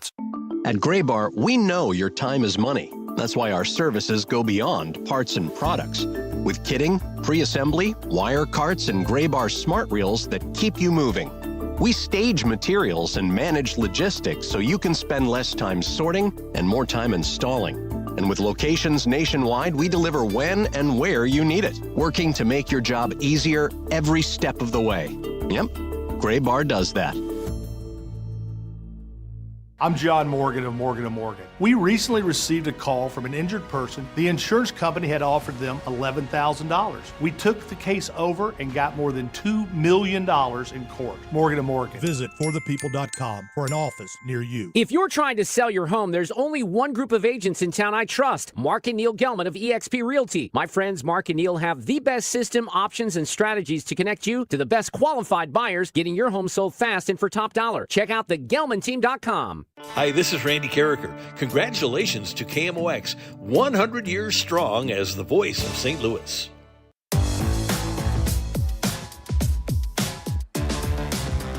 Back at it on KMOX. It's the Graybar Sports Open Line. Glad to have you with us today. As always, if you want to chime in on the program, you can do so by calling or texting 314-436-7900. You can also tweet at me, at Matt Pauley on air. Right now, we're very happy to be able to go to our guest line and welcome back on to the program. He covers the Cardinals for STLSportspage.com. You follow him on Twitter at Rob Rains. It's Rob Rains. Hey, Rob, always good to be able to talk with you. How are you? I'm good, Matt. How are you? Happy New Year. We haven't talked since the New Year. So. Yeah, Happy New Year to you as the Cardinals do move into this this period of this rebuild and an off season that we've seen some veterans get moved just from kind of a 30,000 feet perspective, and we'll dive in on some more specific things in a moment. But how would you evaluate what the Cardinals have been able to accomplish so far this season with their limited signings, with the trades of Sonny Gray and Wilson Contreras? I would say so far so good, but I don't think they should be done yet. I think it's still a work in progress. Obviously, we know the names of people that supposedly are in the mix as far as more trades are concerned. We've got just about a month until everybody's going to show up in Jupiter, so I'm curious to see how this next month goes. You know, maybe with Bregman signing with the Cubs, that'll free up some of the talk that people were waiting for him to sign, and some of the other free agents get their deals down here soon. Then maybe that'll open up the door. So I still think there'll be more moves, and I just kind of want to withhold judgment on what the team looks like, on February 20th or whatever until we see who's actually there. We'll get back to the Cardinals in a second, but you brought up the Bregman signing. The Cubs in the last week or so, adding Cabrera and Bregman, a pitcher and then a position player. It really, a Cubs team that could rightfully be criticized for a while at not spending the money and going and getting guys. They're doing that right now. And on paper, to me, Rob, it really feels like the Cubs are easily the team to beat in this division, even with the success of Milwaukee in recent years. Yeah, I've learned never to count out Milwaukee. Every year that we say that they're not going to be there, there they are. So, yeah, but I agree with you. I think the Cubs have had a very good winter. There's, and you can't really compare the Cardinals to the Cubs or even the Brewers right now because they're just in a different spot. Some things cycle through different cycles, and the Cardinals are in a cycle right now where they need to get younger and get some, more younger position players, younger pitchers, and kind of build for 2028, maybe 2029, and then we'll see where we are. But I'm happy for the Cubs fans because I know that they've wanted to have that team get better for a long time, and they finally made some moves to do that this winter. Nobody thinks that this team's going to go win a World Series immediately, but the hope is that they are closer to that because of the moves they're making. But there are some areas, Rob, where I think you can easily make the argument that starting pitching depth is already better for next year than it was this past season. And with all due respect to Miles Mikolas and Eric Fedde, at times those guys were kind of black holes in the rotation. You seemingly have more competition and some other things going on there. So there are some areas where maybe you can see this team take a step forward.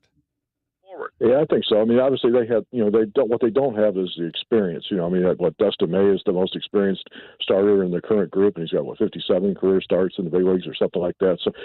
But yeah, I think sometimes you had experience, but it didn't result into good performances. So I like those moves as far as, rebuilding the rotation. You've got also, some of these guys are kind of a bridge because we all know that the other guys coming, the Liam Doyle, the Quinn Matthews, Tink Hence, some of those guys are not that far away. Tacola Roby when he gets back from his Tommy John surgery. So I think there's a really bright future for the Cardinals starting rotation. I'm a little concerned about, some of the moves they made in the bullpen.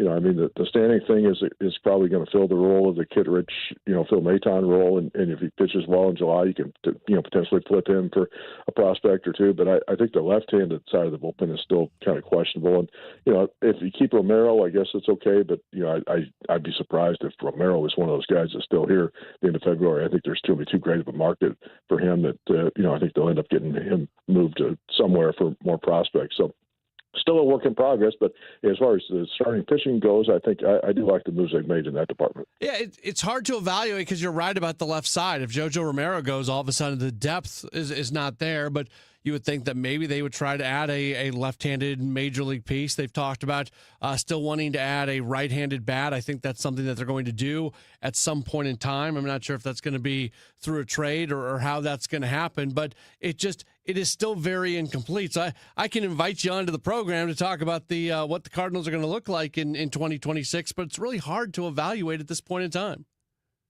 It really is because we just don't know. I mean, there's just too many the balls in the air, too many things that could happen. So, if you ask me to pick a 26-man roster as of today, if who's going to be that roster, I could fill one out. But I would say there's probably a good chance that it wouldn't all still be intact when we get to Jupiter. So, we don't know what Donovan's future is. You don't know what Gorman's future is. You don't know what Arenado's future is. I mean, there's just too many things that could still happen that's going to impact who is actually on this club. When it comes to Ryan Stanek, he's been in decline the last few years, but he still has some pieces. There's things in his arsenal that would make you believe that he's somebody that can get turned back around. And the Cardinals have done a pretty nice job with that when it comes to relief pitchers. You mentioned that him taking the Maton Kittredge role. It feels like he's set up to come in here and have success. At the same time, you would really like a guy to come in and have better than a 5.30 ERA like he had last year with the Mets. It's kind of a low leverage move. I mean, look at Helsley's numbers with the Mets weren't that great either. Last year after the trade. So I'm willing to not kind of overlook that a little bit. I mean, he's the kind of guy that they talked about wanting. A veteran with experience. A lot of young guys out there in that bullpen. They need somebody who's been through the ropes and had success, and maybe not necessarily in a closing role, but just that 6th, 7th, 8th inning when you need to strike out against a right-handed batter. He's the guy who could do that. So we'll see how that move works. I wonder who do you think as of today, who do you think the closer is on this team? I think it's Riley O'Brien. Yeah, I think he's going to get a shot at it. Yeah, and I would have more faith actually in Matt Swanson, but I think Swanson being a multi-inning guy, and we've heard Chaim Bloom talk so much about the value of pitchers who can throw multiple innings. I think they want to keep O'Brien probably to be mostly a single inning guy, so that's kind of why I give him the nod. I would think he's probably the guy going into the spring. But again, he's another guy that just doesn't have the experience in that role. So it's going to be interesting. Could he take the ball and run with it? Sure. But we just don't know until we see it happen. So let's take that one step further. Let's say the team does not trade JoJo Romero. Because he's the guy with experience, do you try to give him more ninth inning opportunities? Or because he's the left-hander down there, is it a scenario where you still hand it to O'Brien more often in the ninth? I think it's still. I think it would depend on matchups. I would think if you've got a couple of left-handed batters coming up in key roles in the tie game of the ninth inning, you go to say Romero for that role. If those guys come up in the 8th inning, he gets to the 8th inning. I think Ali has talked about in the past that he wasn't necessarily wedded to one guy being the closer. He wanted his best pitchers to pitch against the best bats in high leverage situations. So I think you could see some examples of that next year. You've covered this team for a really long time, Rob, and I wasn't going to talk to you about this, but since you brought it up, I think it's interesting.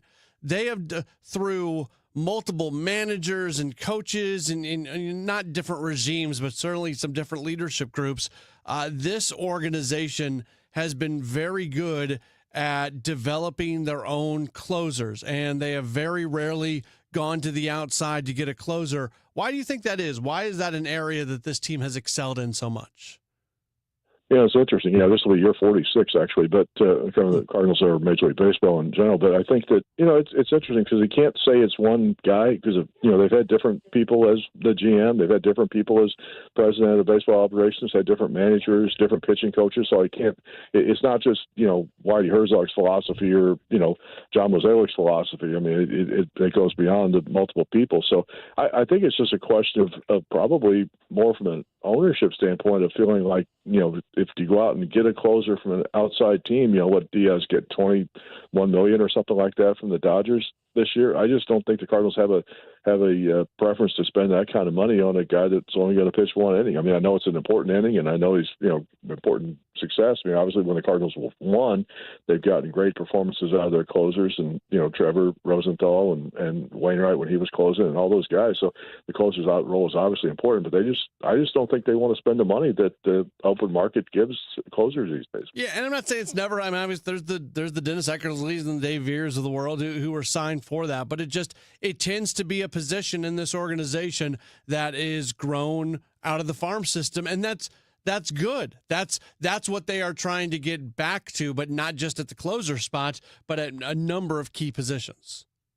Well, there's no question. I mean, when you look at the clubs that the Cardinals have had over the years that have been the most successful, the majority of those players have come up through the farm system. They were drafted and developed, and I think that's something that the Cardinals got away from.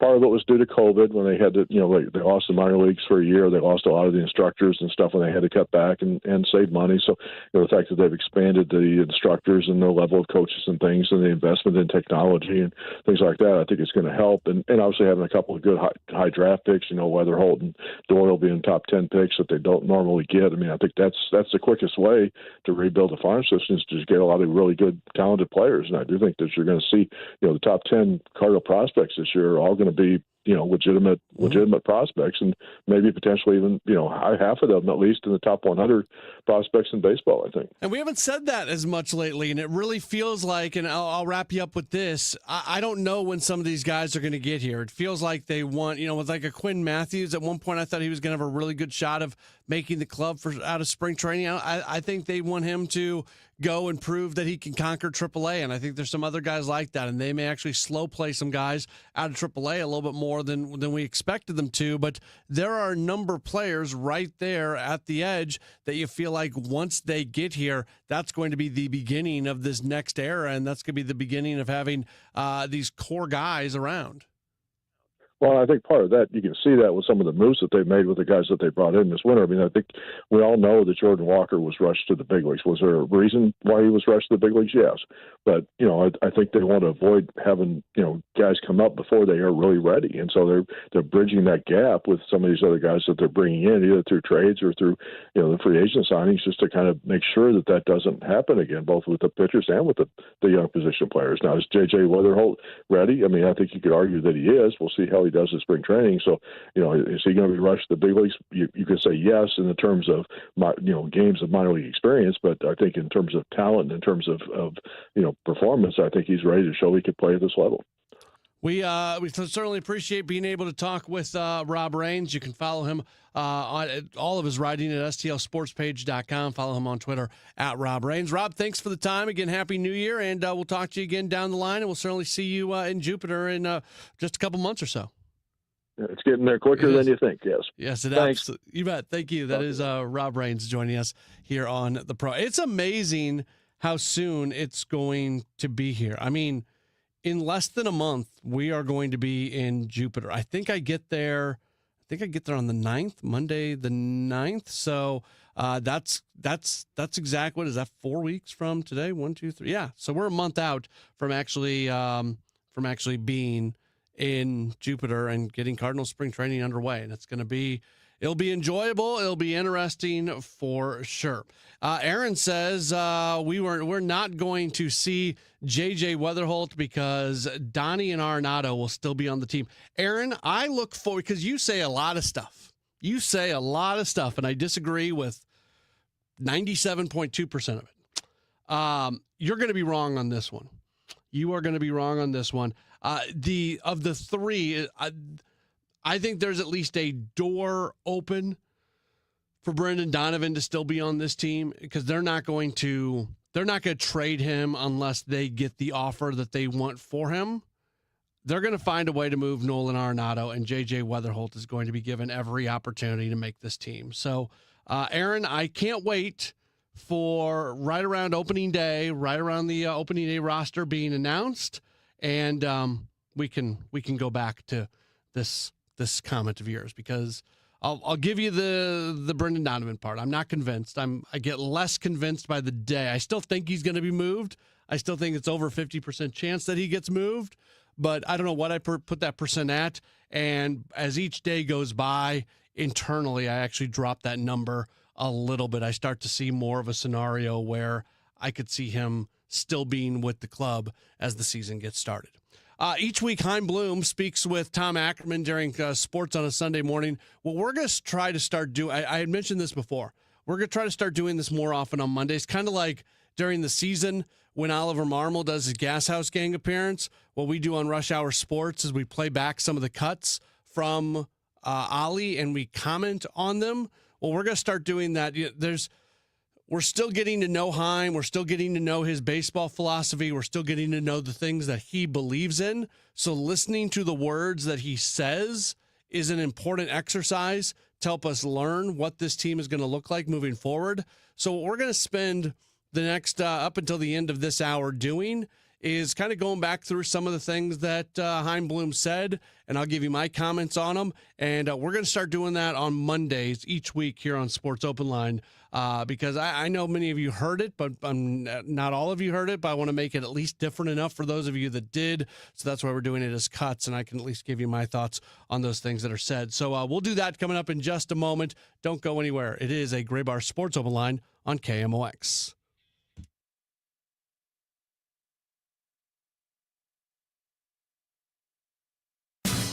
January in St. Louis isn't for hot takes. It's for people who know the game. From Cardinals spring training and NFL playoffs to the transfer portal and the Blues playoff push, the Gas House Gang breaks it all down. Ackerman, Ranji, Miklas, and Claiborne have covered it all, and they break it down the right way. This is the Gas House Gang from KMOX. Daily at noon on 104.1 FM KMOX, America's sports voice. This is it. Tonight, the final wild card matchup, and FanDuel is turning on playoff mode. All customers are getting a Profit Boost pack every NFL playoff game day, and tonight, you're going to find a pack loaded with multiple Profit Boosts waiting for you in the app. I, personally, like Houston to beat Pittsburgh tonight. I think the Steelers are kind of lucky to be there. Sorry, Steelers fans. And you could take your shot on an upset if you want, or build a parlay that fits the moment, then apply your Profit Boost and go after even bigger payouts while the playoffs really get rolling here. Go to FanDuel.com/Missouri. That's FanDuel.com/Missouri, an official sportsbook partner of the NFL. Grab your Profit Boost pack every NFL playoff game day. 21 plus and present in Missouri. Opt-in required. Bonus issued as non-withdrawable Profit Boost tokens. Restrictions apply, including any token expiration and max wager amount. See terms at sportsbook.fanduel.com. Gambling problem? Call 1-800-GAMBLER. When it comes to affordable term life insurance, everyone's whistling the Big Lou tune. If you're over 50, maybe a bit porky, or have type 2 diabetes, $1 million of term insurance may only cost about $200 a month. Even if you're not in perfect health, call Big Lou, because he specializes in finding big chunks of affordable term life insurance for just about everyone. Don't let diabetes or other health glitches keep you from owning $500,000 to $1 million or more of term life insurance. For affordable term life insurance, call Big Lou. Don't hesitate. Call 800-700-6898, 800-700-6898, or visit biglou.com. Call Big Lou, don't hesitate, 800-700-6898. Call Big Lou, don't hesitate, 800-700-6898. Visit biglou.com. Let's ring in the new year by finally checking off something that actually matters. Your old videotapes and photos are fading more every year. VCRs are disappearing, and the clock is ticking to save your family's most important memories. Hi, I'm Adam Baselogger. And I'm Nick Mako. We started Legacy Box to help you preserve your memories by converting all your videotapes, photos, and film reels into digital files. And this year, it's easier than ever. Introducing our biggest kit yet, able to hold up to 80 videotapes or film reels or 2,000 photos. It's perfect for big collections. You can even send in old DVDs, memory cards, flip phones, or early generation iPhones. Legacy Box is truly the easiest New Year's resolution you'll ever keep. Just fill your box and send it in. As the world's largest digitizer of home movies and photos, all work is done in the U.S., and we're trusted by over 1 million families. Start the new year right by rescuing the moments you haven't watched in years. Go to legacybox.com/radio for an incredible 55% off. That's legacybox.com/radio for 55% off. It's men's Billikens basketball action Wednesday night as they face Fordham. Pre-game 6:45, tip at 7 on your home for Billikens basketball. 104.1 FM, KMOX.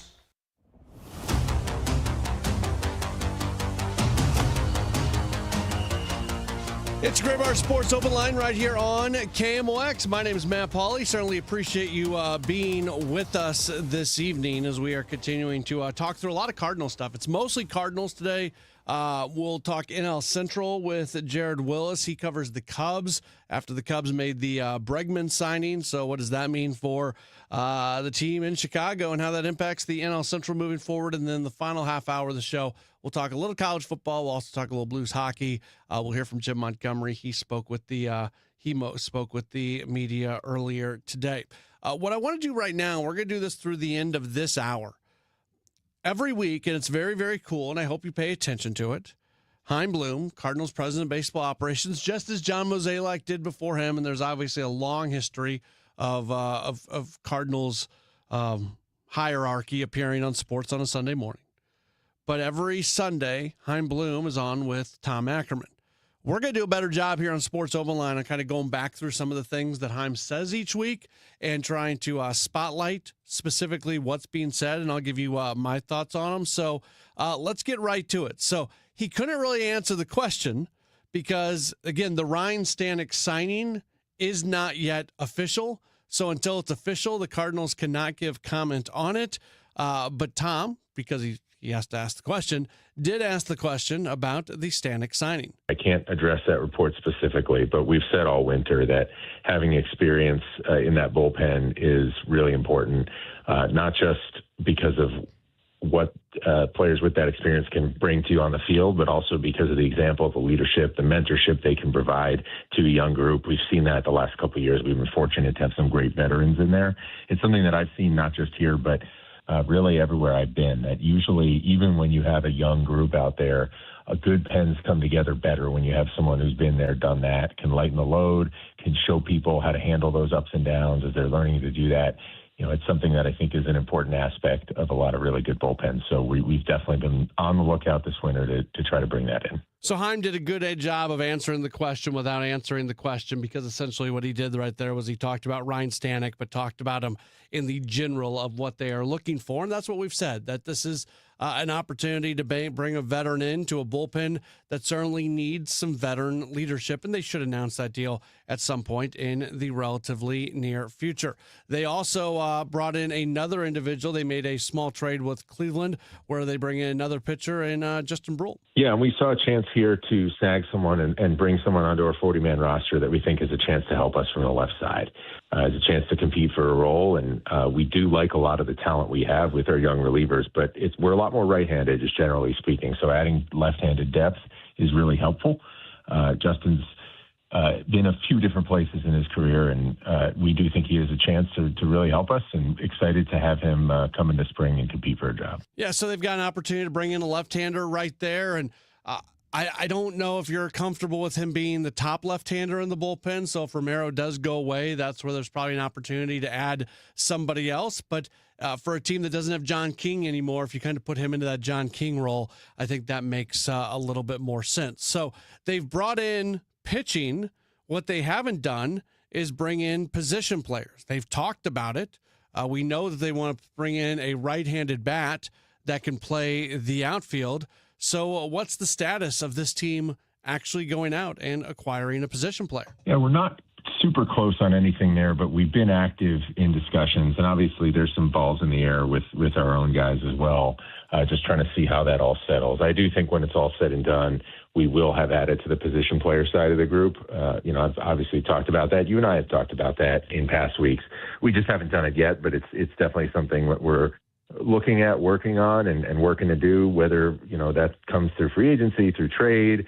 I don't know. We certainly do like a lot of our position players here. Coming into the winter, felt that the pitching side of it was what needed more beefing up. But we do, especially having moved from our position player group to this point, we do want to add to it as well. And I do expect we'll do that, by the time we get hopefully to Jupiter and certainly to opening day.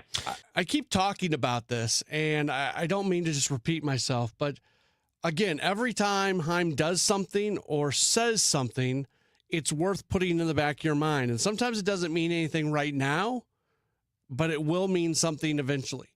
And they went through the process of agreeing to contracts with all their arbitration eligible players. So nobody is going to have to go through a hearing. And hearings are terrible. You walk into a room and your employer tells you why you don't deserve to make the amount of money that you think you deserve to make.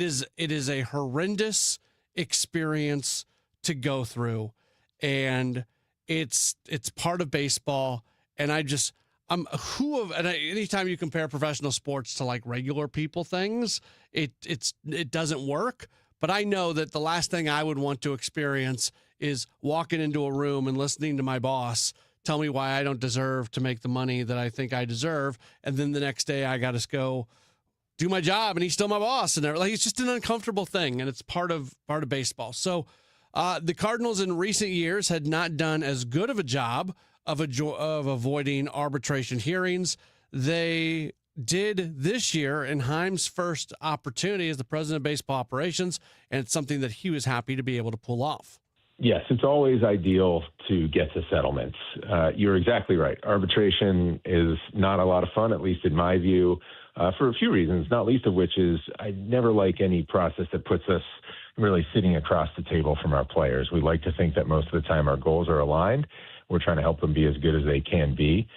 But this is a process where just, by its nature, obviously, when you're determining salaries, sometimes it puts you in opposition to them.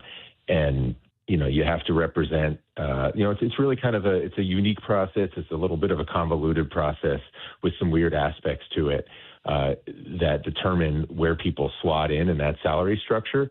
Sometimes you just don't see the world the same way, and that's when you have to go to a hearing and have a third party decide it. But you'd always like to find common ground. And my view of it is we never want to do something that we don't think can be justified within the system. And if you have to go to a hearing, you're just not seeing the world the same way, then you do it. But if there's something you could squint at and say that it looks fair and the other party's doing the same, maybe everybody gets a little uncomfortable. But if you can come to a settlement where everybody feels like it's fair enough, then it's much better to go for that and then get back on the same side of the table with our players and work towards trying to help them get as good as they can be, and so they can help us win. That's a good attitude towards it, and you hope that he can continue to avoid hearings moving forward. We'll take a break. We'll come back, and we'll go through a few more things that Chaim said on Sunday morning. We're back with more in a moment. This is a Gray Bar Sports Open Line on KMOX.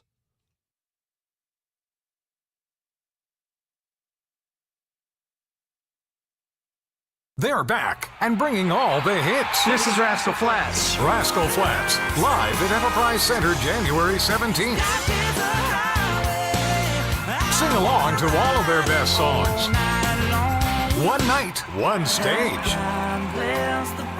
All the songs you love. Tickets still available at Ticketmaster.com. For more information, KMOX.com/events. If you owe the IRS, you have a legal issue, and you need the Lance Drury Law Firm. We'll protect your rights. Log on at LanceDruryLaw.com. This is Corey from Air Comfort Service Heating, Cooling, and Insulation. There's never a good time for your heating system to stop working. If yours does, no matter what time or day, Air Comfort Service offers 24/7 emergency HVAC service. Contact our award-winning team for 5-star heating service and stay in your comfort zone. For heating and 24/7 emergency service, contact Air Comfort Service Heating, Cooling, and Installation at aircomfortservice.com. That's aircomfortservice.com. Too many tools, too much stress, and way too many bills. Odoo replaces it all. One connected platform for every part of your business, so you can work faster, smarter, and for less. Odoo, the only software you'll ever need. Try it free today at odoo.com. That's ODOO.com. Welcome back to Winter Hack Radio, the place for clever hacks to survive the season. Icy driveway? Well, try spreading sand or birdseed to help with traction. Snowy puppy paws? Well, grab a whisk, brush it off, done. Catch COVID-19? Well, just get... Actually, there's no hack for COVID-19. But if you test positive, prescription medications for COVID exist. Ask your doctor if they're right for you. Visit PfizerForAll.com to learn more. Sponsored by Pfizer. Hey guys, Kevin Wheeler here to tell you about 213 Complex, which is available at supplement superstores. Look, it's the time of year to make things happen with health goals.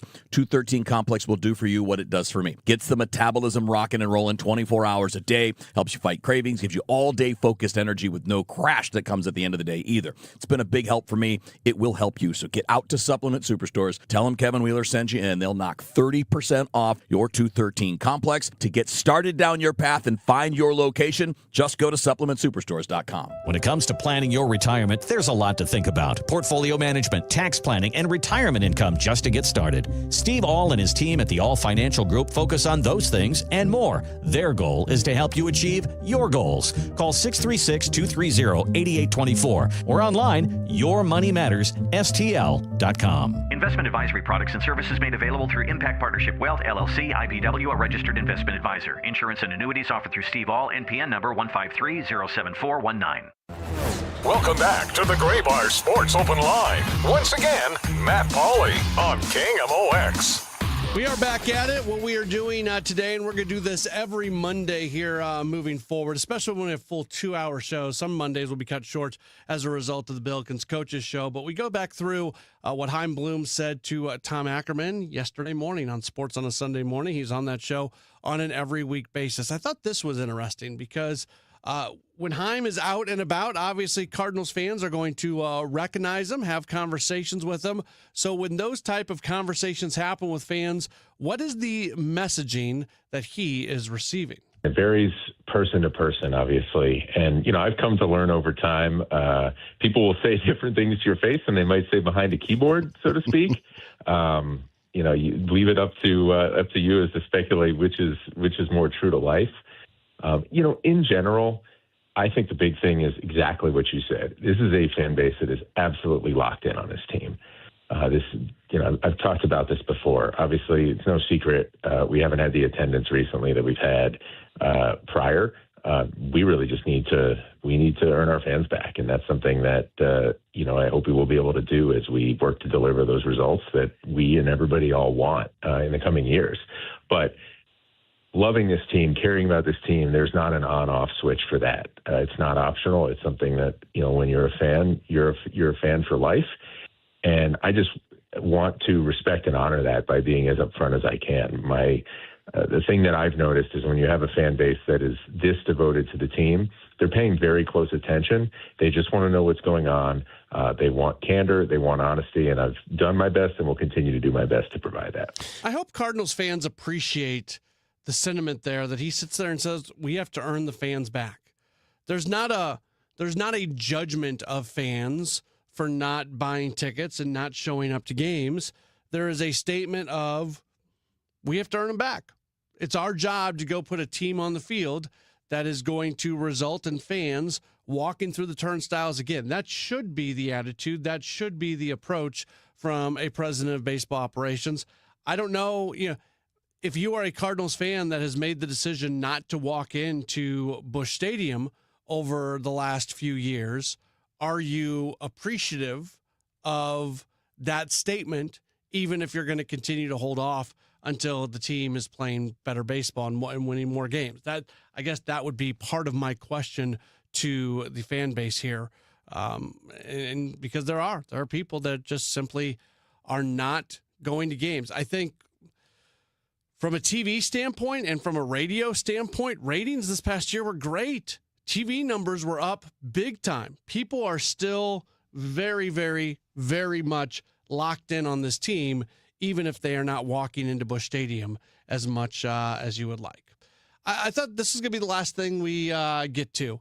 This is Chaim Bloom talking about Major League Baseball players, how quickly they get to the big leagues, if they're rushed from the minors, if they need to be ready right at the beginning. When they get there, development still happening at the big league level. Just a lot. He had a long answer, so I found this to be very interesting. I think you will as well. It's not either or. It really has to be both. Obviously, we want to do everything we can as an organization to make sure that when players are called upon to help us in the big leagues, when they are brought up, that they're ready to compete at this level, at the toughest level of baseball in the world.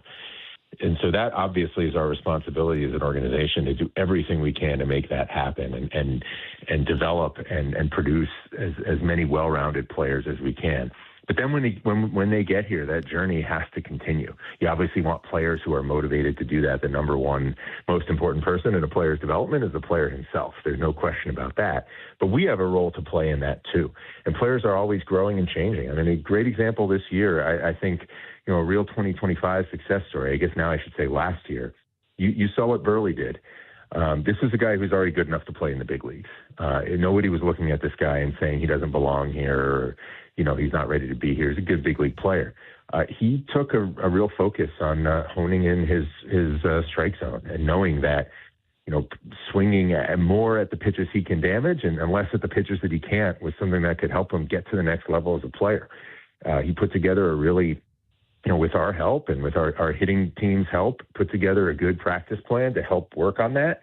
And then he saw the results on field. It sounds very simple, but it's really easy at this level just to go through, days, months, seasons without being as purposeful as you need to be to get to that point with a player. And we can't let that happen. That doesn't mean every time you come up with an idea that you're always going to get the types of results, the types of step forward that we saw from Burley this year. But you have a much better chance to get there if you do have that kind of purpose to how you plan and how you practice. And as an organization, we owe it not just to our players, but also to ourselves, to our fans, to do that at scale with everybody.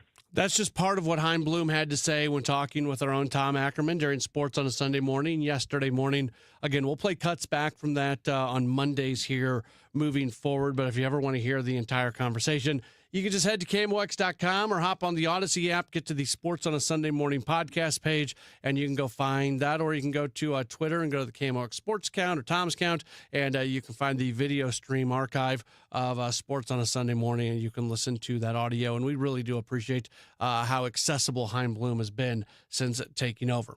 We'll talk with Jared Willis after the 7 o'clock news right here on KMOX. Time now for today's Spotlight on Health Trends, sponsored by Wesley Financial. A more severe flu season is expected this year. Researchers at Vanderbilt University explain this year's dominant H3N2 virus is being driven by a new, more transmissible variant, subclade K, resulting in more people getting sick. The current flu shot is not a perfect match for subclade K, but still offers substantial protection against severe disease, especially in older adults and young children who are most vulnerable. I'm Margie Schaefer. Wesley Financial Group is not a law firm. I'm Chuck McDowell, founder of Wesley Financial Group. Did you buy a timeshare because they told you it was a great investment? That's a lie. Most timeshares can be bought online for $1. To find out what your timeshare is worth and to cancel it, call us today and we'll send you our timeshare exit kit free with all your options for cancellation. Call Wesley for your free exit info guide. 800-959-3388. That's 800-959-3388. I'm Bob Burke, founder and chairman of Burke America Parts Group, a family of brands that includes RepairClinic.com, an appliance and HVAC parts solution company that's grown into an international brand. Before AmericanEagle.com, we partially launched a new technology platform developed by another firm. American Eagle helped take our technology to a whole new level with digital marketing, software development, and business insights into our key markets, appliances, HVAC, and outdoor power equipment, and did so both on time and on budget. AmericanEagle.com has the resources, experience, and talent needed to produce solutions. Our new technology platform, developed by AmericanEagle.com, has produced tremendous results with higher traffic, conversion, engagement, and online revenue. If you have any home repairs you need to take care of, check us out at RepairClinic.com. If you need a world-class website or technology project, then I would highly recommend AmericanEagle.com. Call AmericanEagle.com at 773-NETWORK. That's AmericanEagle.com, 773-NETWORK. You know Graybar for electrical parts, but there's one more thing you may not be thinking of us for that can help maximize your next project's total value. Our pre-project planning services are designed to help you win the bid, save on labor costs, and keep your installers productive across your entire build. The sooner you call us, the better. Because when we're there from the beginning, we can anticipate your needs and help you solve problems before they become problems. Yep, Graybar does that. Al Arbor, Barrett Jackman, and Alexander Steen. Celebrate the newest inductees into the St. Louis Blues Hall of Fame, presented by First Community during a pregame ceremony on January 13th when the Blues take on the Hurricanes. Be sure to get here early to honor the legends and be one of the first 10,000 fans through the gate to receive a Blues Hall of Fame Class of 2026 banner courtesy of First Community. Get your tickets today at stlouisblues.com.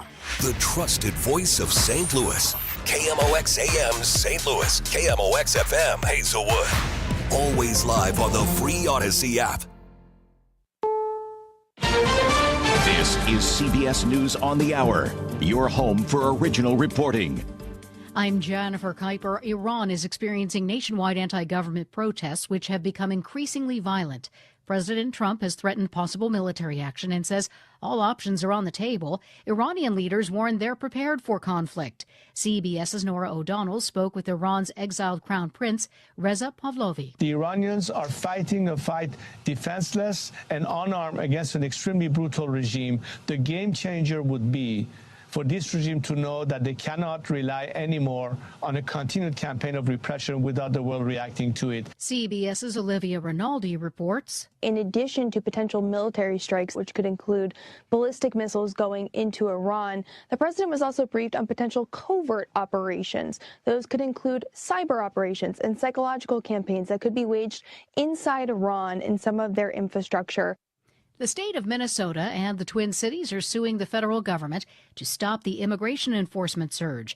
Minnesota Attorney General Keith Ellison. The Trump administration's decision to target Minnesota and Twin Cities is motivated by a desire to retaliate against Trump's perceived political opponents, who are the people of the state of Minnesota and the Twin Cities, rather than any good faith concerns about immigration enforcement, public safety, or law enforcement. The lawsuit seeks a temporary restraining order to stop the enforcement action or limit the operation. The Department of Justice is investigating Federal Reserve Chair Jerome Powell. Powell says that the DOJ has served multiple grand jury subpoenas to the Fed, and they focus on testimony he gave last year about ongoing renovations to the Fed office building in Washington. CBS's Jan Crawford. Ordinarily, the Justice Department just doesn't start looking into potential allegations of perjury in congressional testimony unless there's been a referral from Congress or Congress has asked them to look into it. It's not something the U.S. attorney would just kind of pick up on their own. And I think that really signals there is politics going on here, as Powell is arguing. Powell says he will continue serving in his post. Democratic Senator Mark Kelly of Arizona, a former Navy pilot, is suing the Pentagon over attempts to punish him for his warnings about illegal orders. CBS's Weijia Zhang has details. Senator Kelly has filed a lawsuit to block Secretary Hegseth from stripping his Navy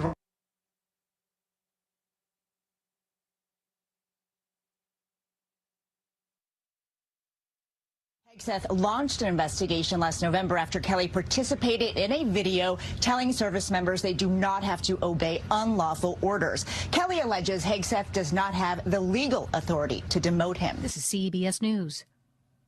Real crimes, real justice. Follow and listen to 48 Hours on the free Odyssey app or wherever you get your podcasts.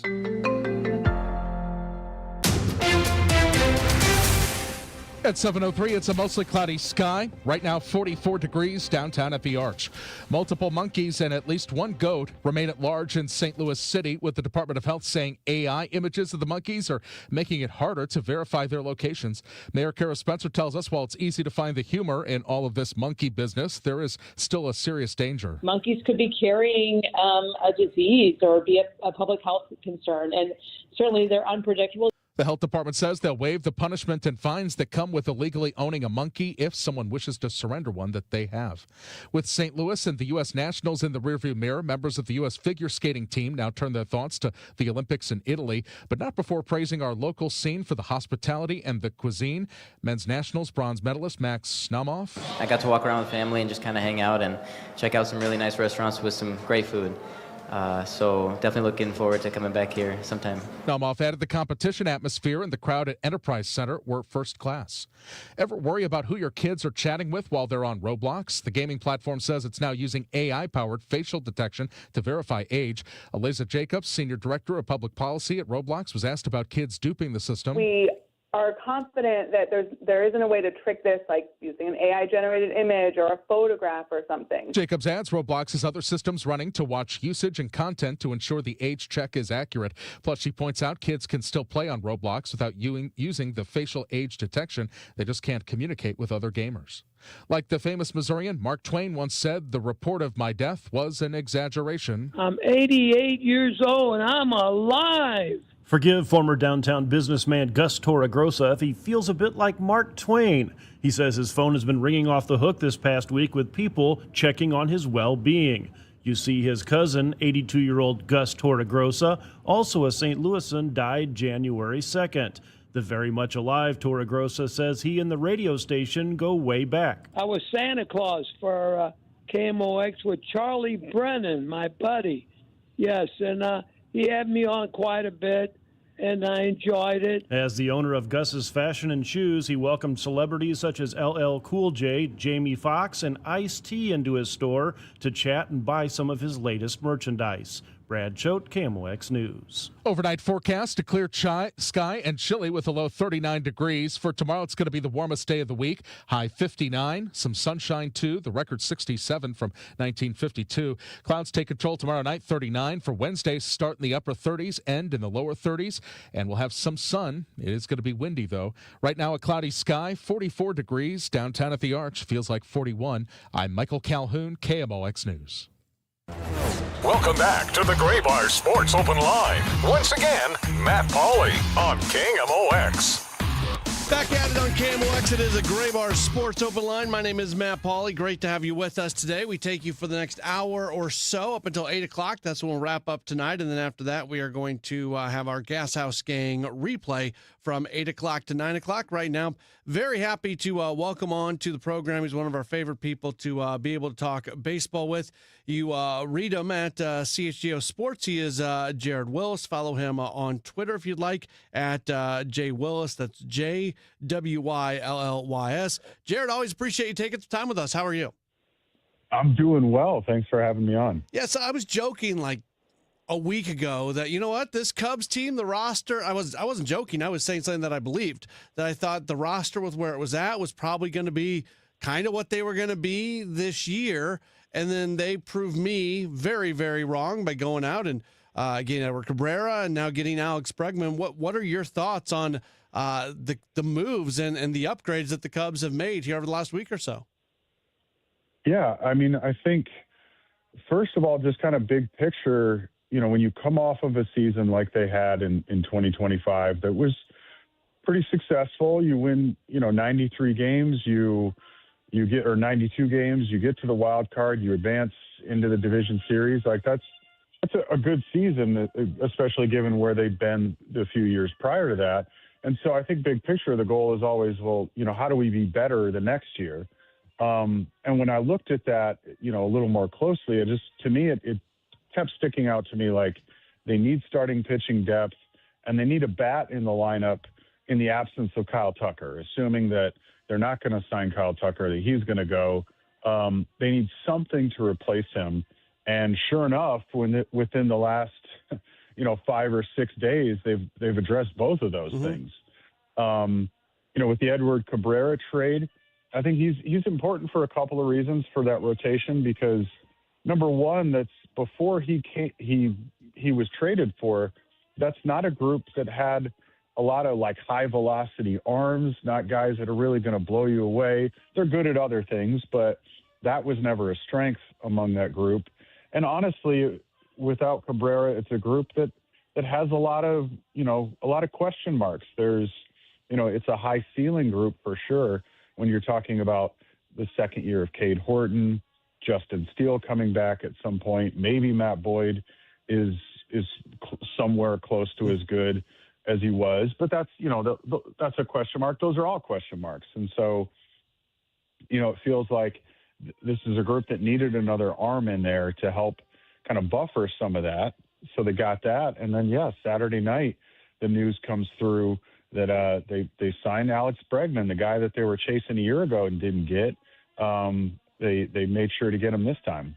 Yeah, and the reports are that the Red Sox evidently didn't believe Bregman's camp that he had another deal out there, and then he obviously had it. Did the Cubs play, especially coming off a year like you just alluded to, where they didn't get him? Did the Cubs play this contract negotiation in a perfect spot, almost getting the Red Sox to kind of self-sabotage there at the end? Yeah, it really seems that way. And it seems like, when you look at the difference between what it appears like the two offers were, it was a $10 million difference overall. I think I saw the Red Sox, capped out at 165. The Cubs are paying them 175. And of course, there's the deferred money. And so, they really navigated this successfully, because if the Red Sox genuinely didn't know or didn't believe, then you kind of have to tip your cap to the Cubs front office, who's a group that's usually fairly good at keeping stuff like this fairly quiet until it happens. You don't usually see a whole lot of leaks or that sort of thing. So I could buy the fact that the Red Sox just genuinely weren't aware. I say this as someone standing behind a microphone and not as somebody who works in a baseball front office, but some of the numbers would indicate that Wrigley Field is not the best venue for Bregman's profile. Do you give any stock to that? Yeah, I think that's a fair concern, or at least something that I would hope that gave the Cubs front office pause. That this is something we need to consider.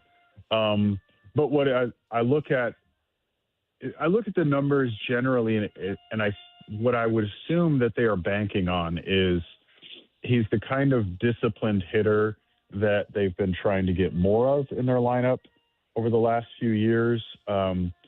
Hits consistently well, as we all know, doesn't strike out a lot. The kind of guy that, they've been wanting for is that steady, consistent presence. And so it strikes me as what's likely is, maybe Wrigley isn't going to allow for some of the kinds of hitting that he's done in years past, but still the good things about his hitting profile will outweigh that enough that they still think they're going to get the benefit. And I genuinely think they pursued him in part two just for some of the intangibles. That's something, the Cubs front office, sometimes successfully, sometimes not, but they try to pursue that sort of thing. And so I think that's a factor as well. All right, I can't kiss the backside of the Cubs too much. You're talking to somebody in St. Louis on the Cardinals flagship station. So I guess my bit of curiosity here is they make these fairly bold moves with Cabrera and Bregman. Why didn't they? And I guess they still could, but it seems unlikely. So why haven't they, up until this point, really engaged with Kyle Tucker? It felt like at the end of the last season that the Kyle Tucker thing was dead before the season even ended. Yeah, absolutely. I think that was pretty evident to me, and I think to anybody covering the team, watching the team. And I think there was some unhappiness on his part with, I think there was some pressure to play at times when he wasn't fully healthy, and I don't know that that's something he was pleased with. And I have suspicion that that feeling was the same in the reverse. And it was pretty evident that he had 1 foot out the door. I mean, to be honest with you, after the end of the division series, after that Game 5 in Milwaukee, when we talked to him in the locker room, this was a guy whose demeanor was very different from the rest of the locker room. He was somebody who at least what he projected on the outside was ready to move on to the next thing, and compare that to, there were players with tears in their eyes because they were disappointed. So there was a difference there. And so I'm sure there's a multitude of factors, but you're right. It does feel like they started to close that door before the season was over and have just chosen not to engage in even attempting to bring the guy back. Did that demeanor of Tucker's, did you see that change as the season went along? He was always, like, from the start of the season, even when they traded for him last winter and he came to the Cubs convention last January, his demeanor is very, I don't know, stoic is probably not the perfectly right word, but he's a very understated sort of guy, at least publicly when he's talking to media and that sort of thing. Players have told me that privately he lets loose a little bit more, but with us, his demeanor was pretty consistent. Although I think there was again, toward the end, it just felt like he was really ready to move on, but I'll say from the beginning, and again, going back to last January, he was very clear about the fact that his hope was to test his options in free agency, and he wasn't going to close himself off to that. And so, honestly, he started this season with the Cubs with his eyes on, I want to try to get a good contract in the offseason, and maybe if the Cubs had tried to make a really competitive offer, he'd still be in the uniform, but that was pretty plainly his goal from the beginning. We're talking with Jared Willis, covers the Cubs in Major League Baseball for CHGO Sports. Okay, so I nobody knows better than I do what the Milwaukee Brewers have done in recent years, and we always devalue them before the season gets started. But from a on-field, on-roster, on-everything perspective, also considering the fact that the Brewers are unlikely to add and could very easily trade Freddie Peralta at some point in the relatively near future, this Cubs team, they're clearly the favorite in this division, right? Like, it shouldn't even be close, right? It really shouldn't on paper. And to some extent, that's kind of the way I think a lot of people felt a year ago at this time. And you said it, like, we saw how that turned out. So there is something to me that's, you have to be careful about writing off the Brewers too quickly, because they're doing a lot of things right in Milwaukee. And so you can't, I'm very cautious about just kind of assigning, relegating them to second place of the division or something like that. But you're absolutely right at the same time. When you look at the rosters, you look at what the Cubs have done in the last week, there's no logical reason to say this isn't the favorite in the division. And yet I've just got a gut feeling that it's going to be in September, and we may still have another one of those NL Central dogfights on our hands. I'll finish you with this. After I just spent 15 uncomfortable minutes talking about how good the Cubs are, do you have anything nice to say about the Cardinals before I let you go? I've always had nothing but respect for the Cardinals fan base. I love the devotion to that team. And I love the rivalry too. I think it's fun. It's healthy for sports. So I love the fact that Cubs Cardinals has been this bitter rivalry for a long time. But in every experience I've ever had at Wrigley with Cardinals fans coming there, is those are good people. I enjoy having them there. So, but as a reporter, my experience is probably a little different, but probably. Yeah, that's my feeling. But, and two, I'm going to be honest, I'm really excited to see what JJ Weatherholt looks like in 2026. I'm pretty pumped to see what that guy can do, because I think there's loads of potential there. So that's one guy I really, really have my eye on. I'm excited to see this season. You're like-minded with Cardinals fans on that one. He is somebody that If he's not the guy that fans are most excited about in the entire organization, he's probably maybe second to like a Liam Doyle, but he's probably first. He's the top prospect in the organization and will be with the team in all likelihood to start the year. Jared, we really appreciate you giving us an insight on these moves the Cubs have made. Enjoy the rest of the offseason, and we will hopefully talk with you again very soon. Sounds good. Thank you. Awesome. That's Jared Willis joining us. Just a great job covering baseball, covers the Cubs for CHGO. They're part of the All City Network. You can follow him on Twitter at JWillis, WYLLYS. And yeah, the Cubs, it's uncomfortable to say, but you got to give credit where credit is due with the moves they just made. On paper, they are clearly the best team in the division. We'll see if it actually plays out that way, because to Jared's point, it was like that last year, and the Brewers had a historically good season and easily won the NL Central.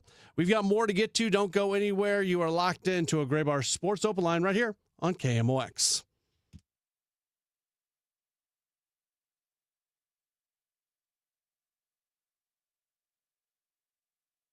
I know that hiring can be challenging. You sort through tons of resumes and you get too many so-so applicants. You're just waiting for someone to match your role perfectly. Well, now, there's a place where you can meet them fast. ZipRecruiter. Need to hire right away. Start your search for strong candidates. The right fit awaits. Build your team. Build it sooner. Meet your match on ZipRecruiter. Just head to ZipRecruiter.com/radio right now to try it for free, and you're on your way to meeting your match. 4 out of 5 employers who post on ZipRecruiter get a quality candidate within the first day. So try it now. Go to ZipRecruiter.com/radio. Once again, that's ZipRecruiter.com/radio.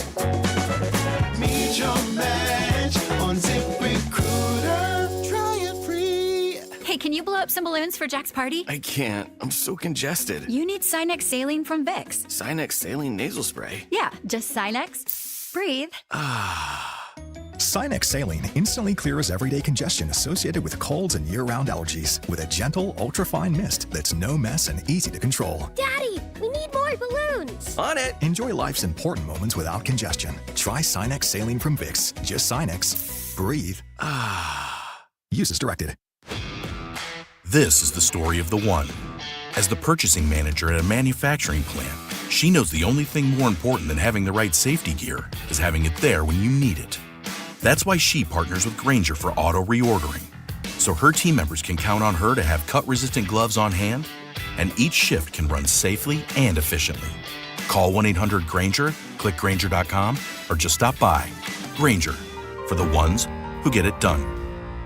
The bag sale is here at Menards. Get 15% off everything you can fit in the bag. How much will you save? And for those working on big projects, get big savings on big buys. Countertops are the center of the home, and Menards carries a great selection of durable, stylish options to choose from. Plus, get 15% off everything you can fit inside the bag. Good through January 24th. See store for complete details.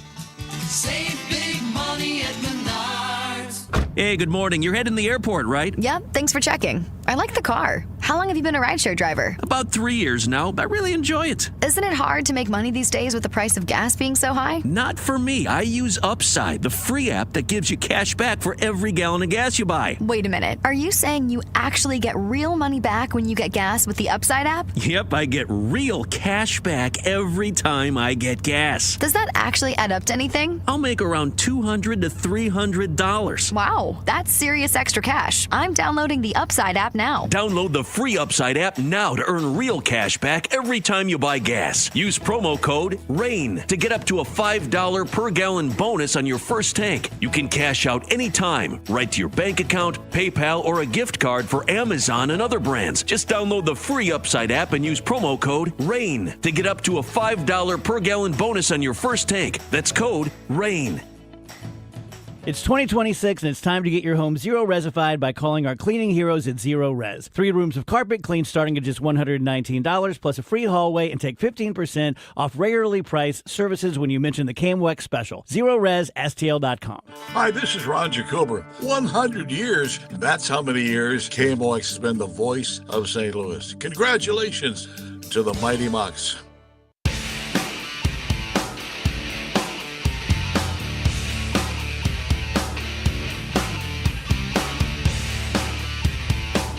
We're back at it here on KMOX. It's the Graybar Sports Open Line. We have you for the next 35 minutes or so till 8 o'clock. Then we've got our Gas House Gang replay. That's going to be coming up at 8 o'clock this evening. Couple programming notes for you that for the rest of the week, we are going to have Countdown to Opening Day this week.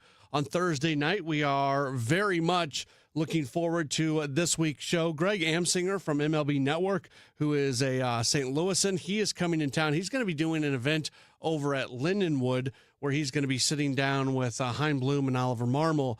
And with him being in town, we were able to get a little bit of his time to sit down. So Mike Claiborne and myself are going to sit down with Greg for an extended conversation, and you're going to be able to hear that coming up on Thursday night. So we are very, very, very much looking forward to that. Also, a reminder of what's coming up this weekend. It is a big weekend with both winter warm-up and Cardinals Caravan going on. Winter warm-up is going to be on Saturday and Sunday this year. They reduced it by a half day. On Monday, they would end it a little bit earlier than they ended it on Saturday and Sunday. They were able to get all the stuff that they would generally do over like a 2.5 day event. They were able to get it into the 2 days as far as the main stage things.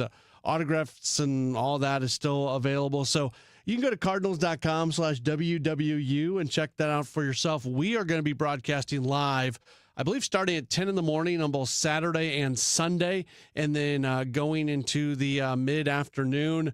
And just about everybody associated with the Cardinals is going to join us at some point. It's one of my favorite weekends of the year. So hopefully we see you there, and you can actually stop in to Cardinals Nation Restaurant and Bar and say hello. That's where we broadcast the show from, our broadcast booth there at Cardinals Nation.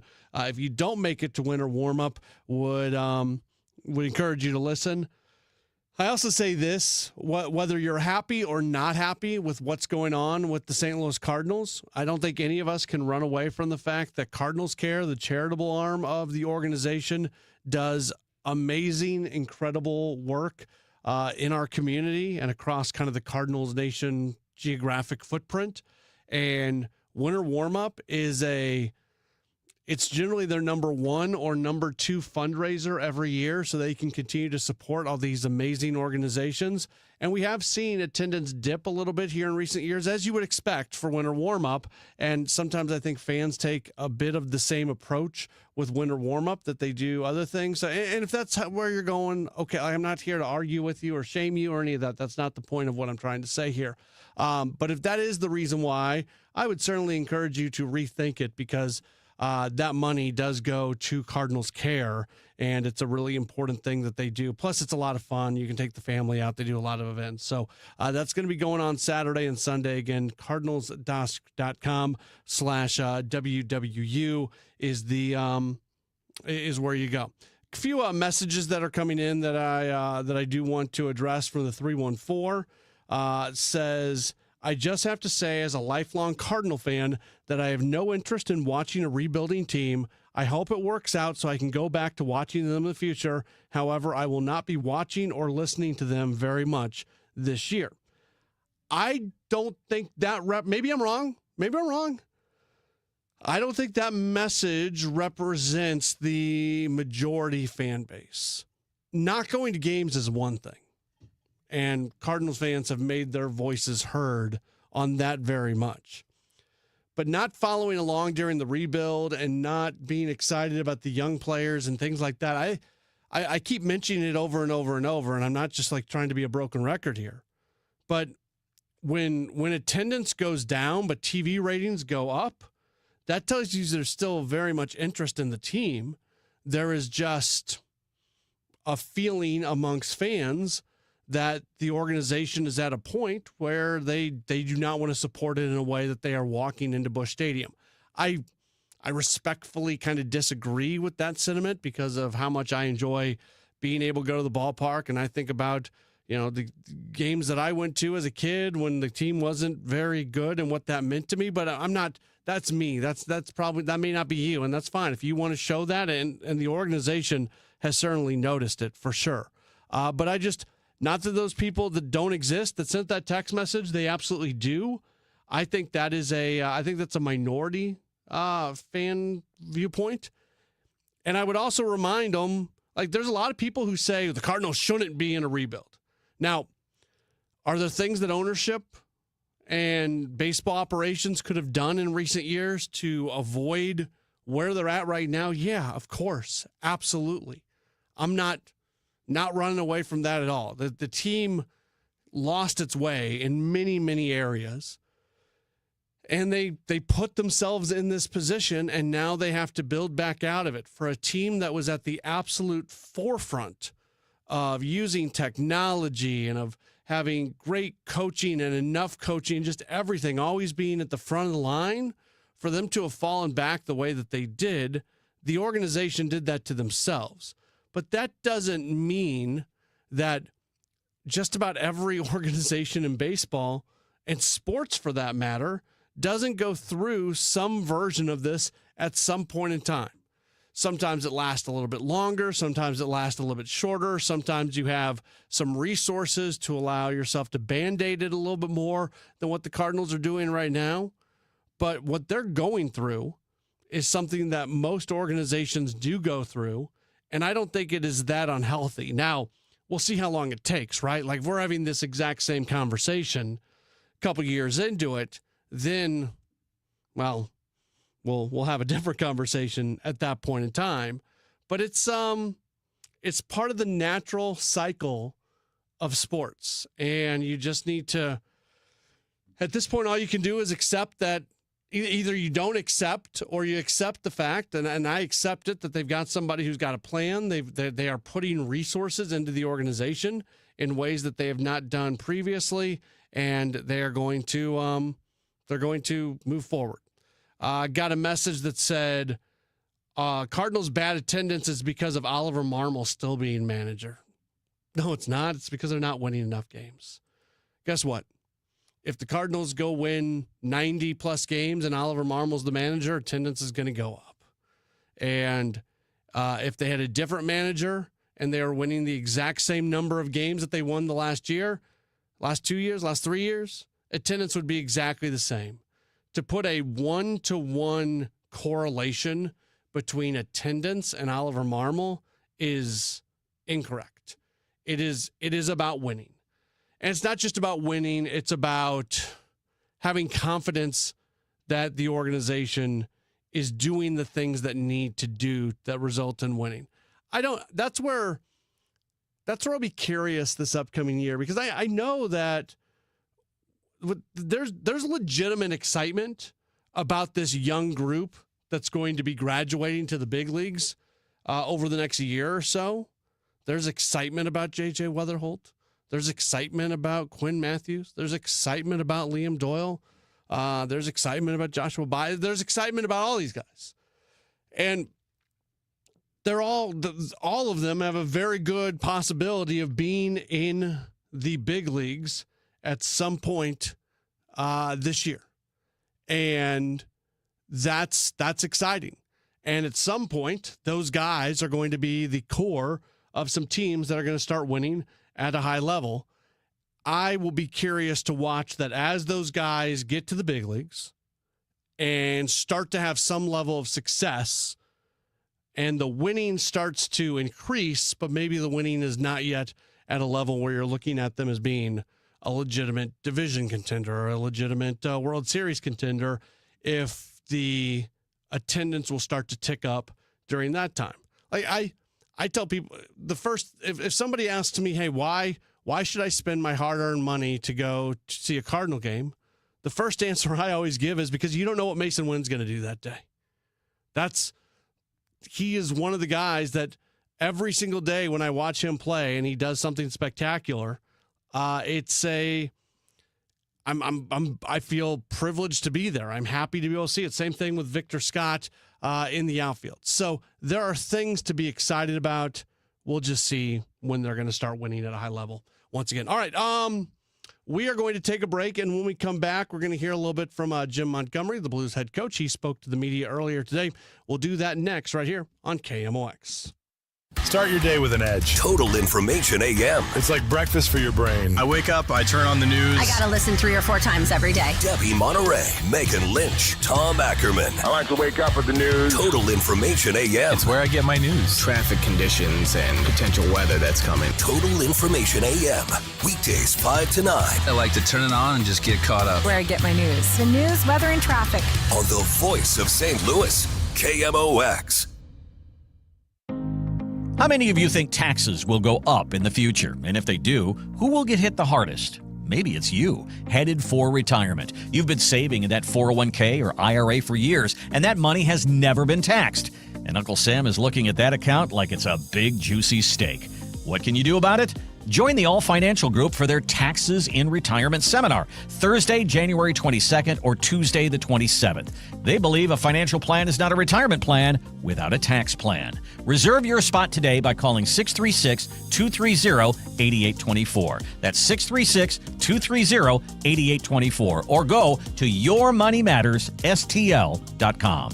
Investment advisory products and services made available through Impact Partnership Wealth, LLC, IPW, a registered investment advisor. Neither the firm nor its agents nor representatives may offer tax or legal advice. Individuals should consult with their qualified professional for guidance before making any purchasing decisions. At Odyssey, we believe in creating a diverse and inclusive workforce. We also value the power of community and encourage local organizations to help us in referring qualified applicants to our stations. If you're a community organization interested in receiving our vacancy information, simply email equalemployment@odyssey.com. You'll be notified of all our open positions. That's equalemployment@odyssey.com. And for all our listeners, please visit odysseyinc.com/careers for a list of job openings at all Odyssey radio stations. You know Graybar for electrical parts, but there's one more thing you may not be thinking of us for that can help maximize your next project's total value. Our pre-project planning services are designed to help you win the bid, save on labor costs, and keep your installers productive across your entire build. The sooner you call us, the better. Because when we're there from the beginning, we can anticipate your needs and help you solve problems before they become problems. Yep, Graybar does that.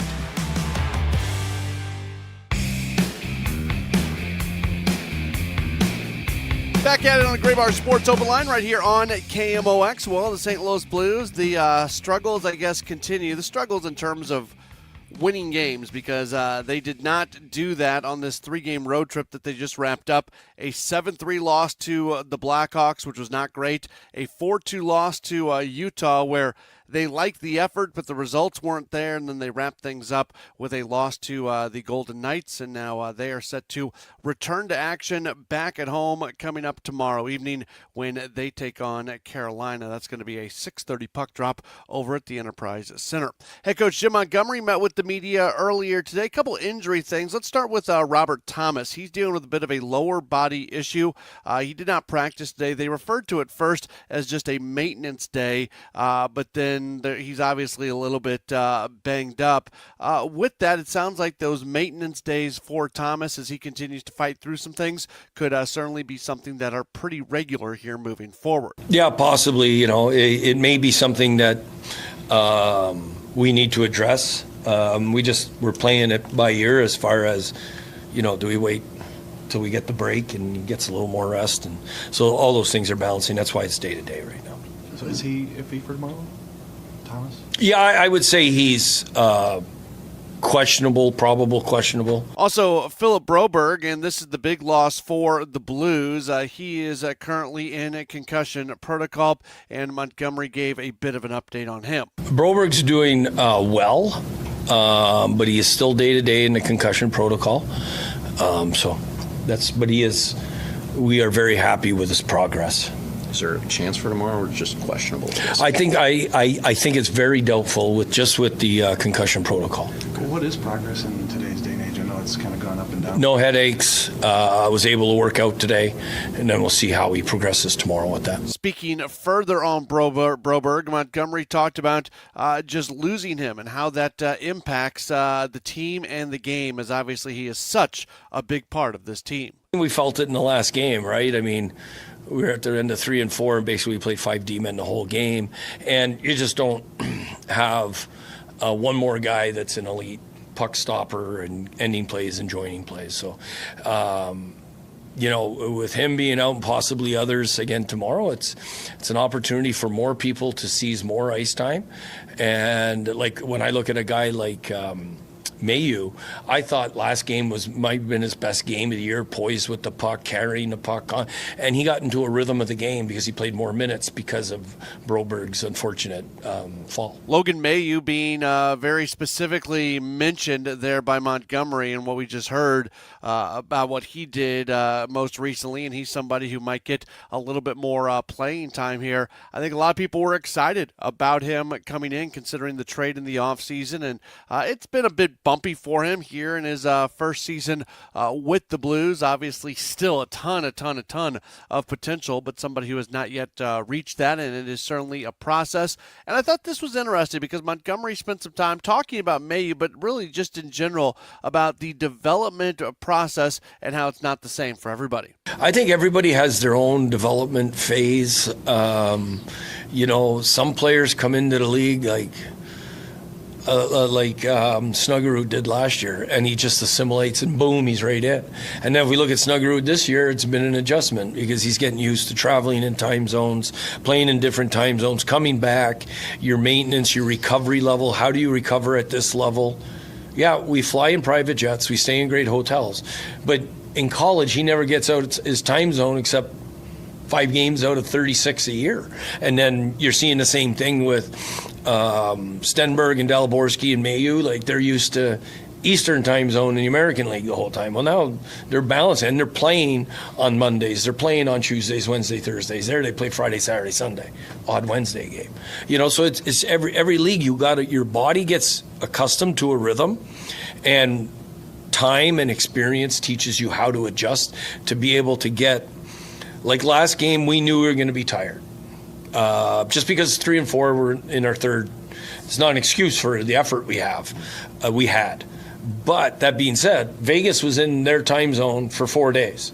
So the advantage is, and now you got to play intelligently and protect the valuable parts of the ice without the puck. And when you have opportunities, you really got to bear down.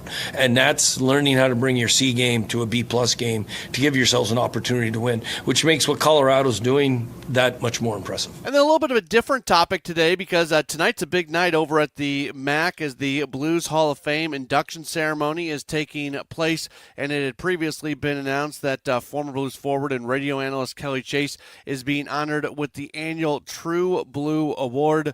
Montgomery talked about that a bit and how deserving Chase is to win that award. Chaser is getting a well-deserved and earned award for what he did as a player here, what he's done for the city, and I remember my rookie year coming here and getting here for training camp, and it was the floods of '93, and going to throw sandbags down was Chaser. Like, it's just what he did. He spearheaded that. And then, what he's done as a broadcaster in this town, what he's done as an alumni in this town, like what he's done for the Blue Node is reminiscent of Bobby Plager. And so that's why it's really well deserved. And I do think that when we look at the 3 guys going in, I'm going to brown nose a little bit here to my future boss here, Steiner, but a guy that was instrumental in the 2019 Stanley Cup, instrumental in the years of success under Hitch, one of the Hitch's go-to players. So again, another guy that understands what it means to wear the Blue Note in this city. Bear Jackman, unbelievable human being, unbelievable teammate, fought for the Blue Note, would do anything for the Blue Note, and still does. Spearheads the alumni, and I just know what he does in the community with youth hockey, because as he coaches my son, that's also on the same team as his son. And then Al Arbor, a Hall of Fame coach, one guy early that Scotty Bowman leaned on and probably learned from Scotty. So it just talks about the lineage and the importance of the tradition of the Blue Notes. Chase, a part of a Blues alumni group that's very active in St. Louis, and the Blues alumni group tends to be more active than most alumni groups across the NHL. Montgomery spoke to why that is, why St. Louis is so strong in hockey alumni. To me, it's the city. The people in St. Louis are special. They make you feel like you've been born and raised here. And also, I feel like St. Louis City, like most of the alumni for years have been Canadians, and Canadians are family people, and St. Louis has a great family community. So I think that's why it's been that bond. It'll be interesting to see as diverse as the NHL dressing rooms have become with the influx of Americans and Europeans, if Americans really will stay in St. Louis when they're from Minnesota or Boston. Now, we got Tkachuk, so that's a pretty good family we got to convert. That was Jim Montgomery, the Blues coach, speaking after practice earlier today. Again, the Blues, they are going to get back at it coming up tomorrow, a quick 2-game homestand. They play Carolina tomorrow night, and then on Friday, they match up against the Tampa Bay Lightning. We will take a break. We'll come back, and we'll wrap up this edition of the program. You're locked to a Gray Bar Sports Open Line right here on KMOX.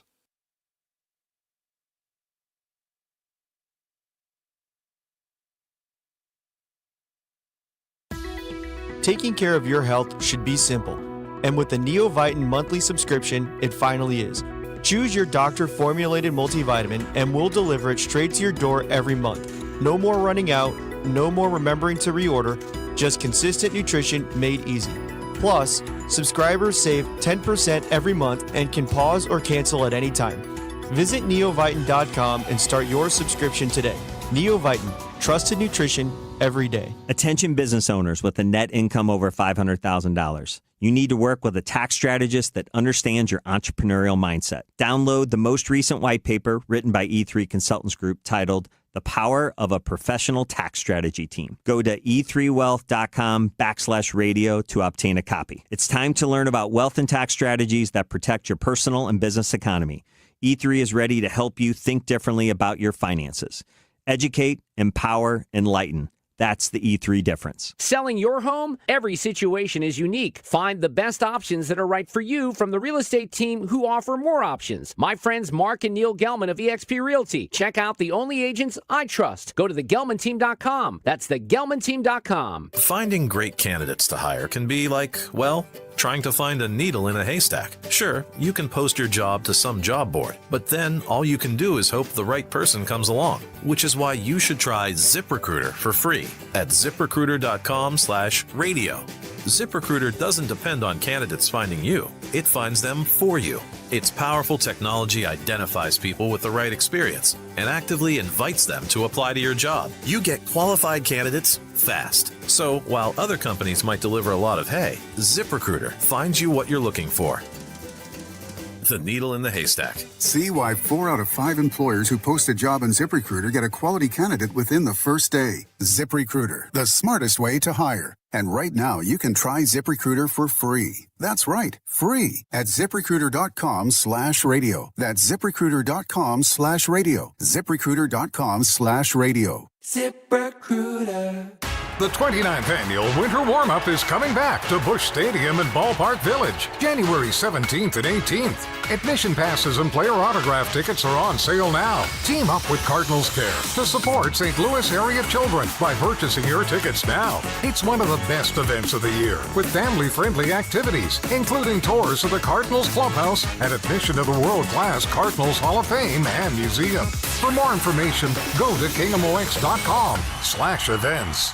If you or anyone you care about is facing a family legal matter, call Cordell & Cordell today at 1-855-GET-LEGAL. There's a lot on the line in divorce. This is Joe Cordell of Cordell & Cordell, the largest family law firm in the country, with over 35 years of helping clients navigate divorce. But being big doesn't mean less personal or less local. Our attorneys live and work in your community, and as neighbors, they understand the challenges your families face. Divorce touches all areas of your life: your home, savings, retirement, and of course, kids. So when you find yourself facing divorce, you need a partner you can count on. If you or anyone you care about is facing divorce, contact Cordell and Cordell today. With over 100,000 clients served, we understand the challenges you're facing on a personal level. Call Cordell and Cordell today at 1-855-GET-LEGAL. That's 1-855-GET-LEGAL. The choice of a lawyer is an important decision and should not be based solely upon advertisements. 600 Kelwood, St. Louis. Welcome back to the Gray Bar Sports Open Line. Once again, Matt Pauley on KMOX.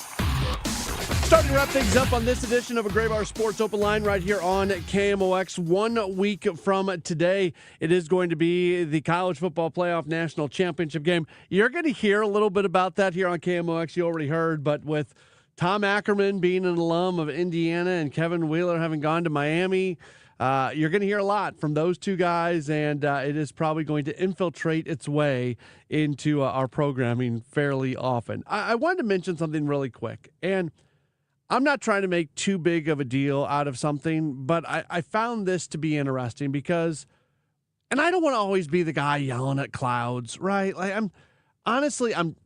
I'm tired, especially right now. We just went through a college football playoff that was awesome, and college athletics as a whole are awesome.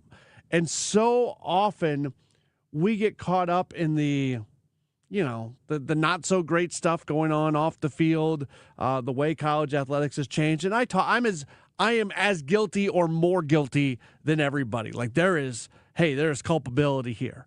But I'm tired of, we're in a period right now where we're focusing on what's going on the field, yet people like to come back around and discuss the things that are going on off the field. And I'm going to do it right now. But I do think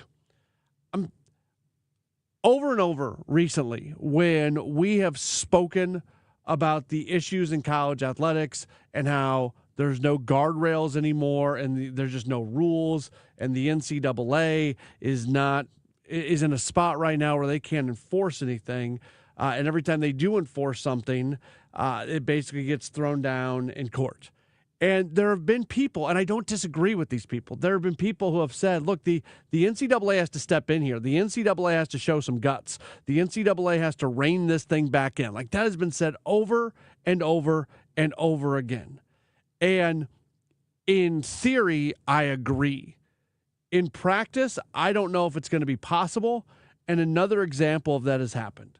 So Ole Miss quarterback Trinidad Chambliss, who was awesome in the college football playoff, and it's just a great story. A kid who came into Ole Miss to be the backup and turned into a legitimate star. Well, his eligibility had run out. He's a guy who'd spent some time at a JUCO. Vanderbilt's Diego Pavia got an extra year of eligibility because they went to court and basically said junior college eligibility should not count against NCAA eligibility. It gets a lot deeper than that, but that's the surface level part of the story, and that's all that really matters for this. So for whatever reason, and I don't completely understand why, there have been other individuals who have spent some time at the junior college level who have not gotten this extra year of eligibility like Diego Pavia got, and Trinidad Chambliss is one of those guys. And Chambliss appealed and appealed and appealed and appealed to the NCAA. Actually, I think he had a legitimate case to be argued, but it didn't do anything because the NCAA kept saying, "No, Chambliss, your eligibility is up." Well, yesterday, the lawyer for Trinidad Chambliss, in a statement to ESPN, said that they are filing suit against the NCAA. They're doing it, by the way, they're doing it in state court in Mississippi. That's going to be a court. I'm not trying to make assumptions out of the court system, but I would think it's going to be a much more friendly court system to the Ole Miss quarterback in the state of Mississippi than it's going to be somewhere else, as long as they don't get a judge who went to Mississippi State or Southern Miss or something, right? But just in general, you would think that the court system in Mississippi, and we could probably say this about any state that's got, any state in the Southeast, whether it be Louisiana, Alabama, Georgia, like any of those, you would think that they would be a little bit more, a little more friendly to the player side of things. But anyways, the lawyer, his name's Tom Mars, he tells ESPN in a statement that they are filing suit in state court for a preliminary injunction that will aim to secure Chambliss' eligibility for 2026. Now, what's notable is the trial lawyer, along with Tom Mars, is William Liston, and he is the general counsel for the Grove Collective, which is Ole Miss's collective for the school's athletes. So basically their NIL fund, for lack of a better term. So this is very much being put forward using Ole Miss money to try to get him to be eligible for another year. The NCAA would not comment until the lawsuit is filed, and they said that they're preparing the complaint for a preliminary and permanent injunction. All right, so this is why this matters. Like, you're like, Matt, why are you talking about eligibility for the Ole Miss quarterback? Does that really matter? Here's why this matters. We sit here and we say, man, NCAA has to put in guardrails. NCAA has to grow a spine. NCAA has to create rules that actually govern college athletics. The NCAA needs to do all these things.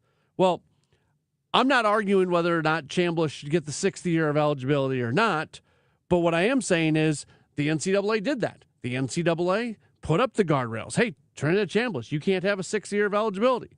They put in things to stop that, and now it's going to court. And if they lose, which I bet they do because they lose every single time they go to court, I don't know where the NCAA, and I'm not trying to like cop out for the NCAA. This is their own doing. This is their own doing because they didn't do anything for so long. But we are where we are, and we can't go back in time. So if you're the NCAA and you once again go to court and you get sued and you lose, which is the likely conclusion here, where do you go from there? Why try to enforce any rule when every single time that rule gets challenged, just nothing, there's no meat to it, and it gets overturned in the court system. So keep an eye on this, and we'll see what happens. At some point, this might have to go beyond the NCAA. Not the Trinidad Chambliss thing, but just in terms of the NCAA actually being able to put guardrails in and things like that. At some point, this might go beyond the NCAA. This might go to Congress. This might go to government. But even so, I mean, if the government puts a rule in place and it's not constitutional, that can be challenged in court just as much as anything else. So I don't know. I don't know how the difference between college athletics and pro athletics. We're seeing athletes, especially athletes who would not be top round draft picks or athletes who are like kickers who don't get paid that much in the NFL. We are seeing more of these guys stick in college because they're going to make more money. And if you want to stick in college because you love the college that you're at and everything, that's fine. But the idea that, hey, I'm gonna stay in college for another year because I'm gonna make more money doing it, like that's a weird spot to be. I was about to say it's a bad spot. I don't know if it is a bad spot because I think college athletes staying in college longer actually is a good thing. But the reason it's happening, the motivation for it, that's the spot that's weird. And here's just another situation where we will see if the NCAA is actually able to prevail in court or not. In all likelihood, it will be the or not. Thanks so much for being tuned in to the program. We've got another full 2-hour show coming up tomorrow. Have a wonderful evening. Our Gas House Gang replay comes up after the 8 o'clock news right here on KMOX.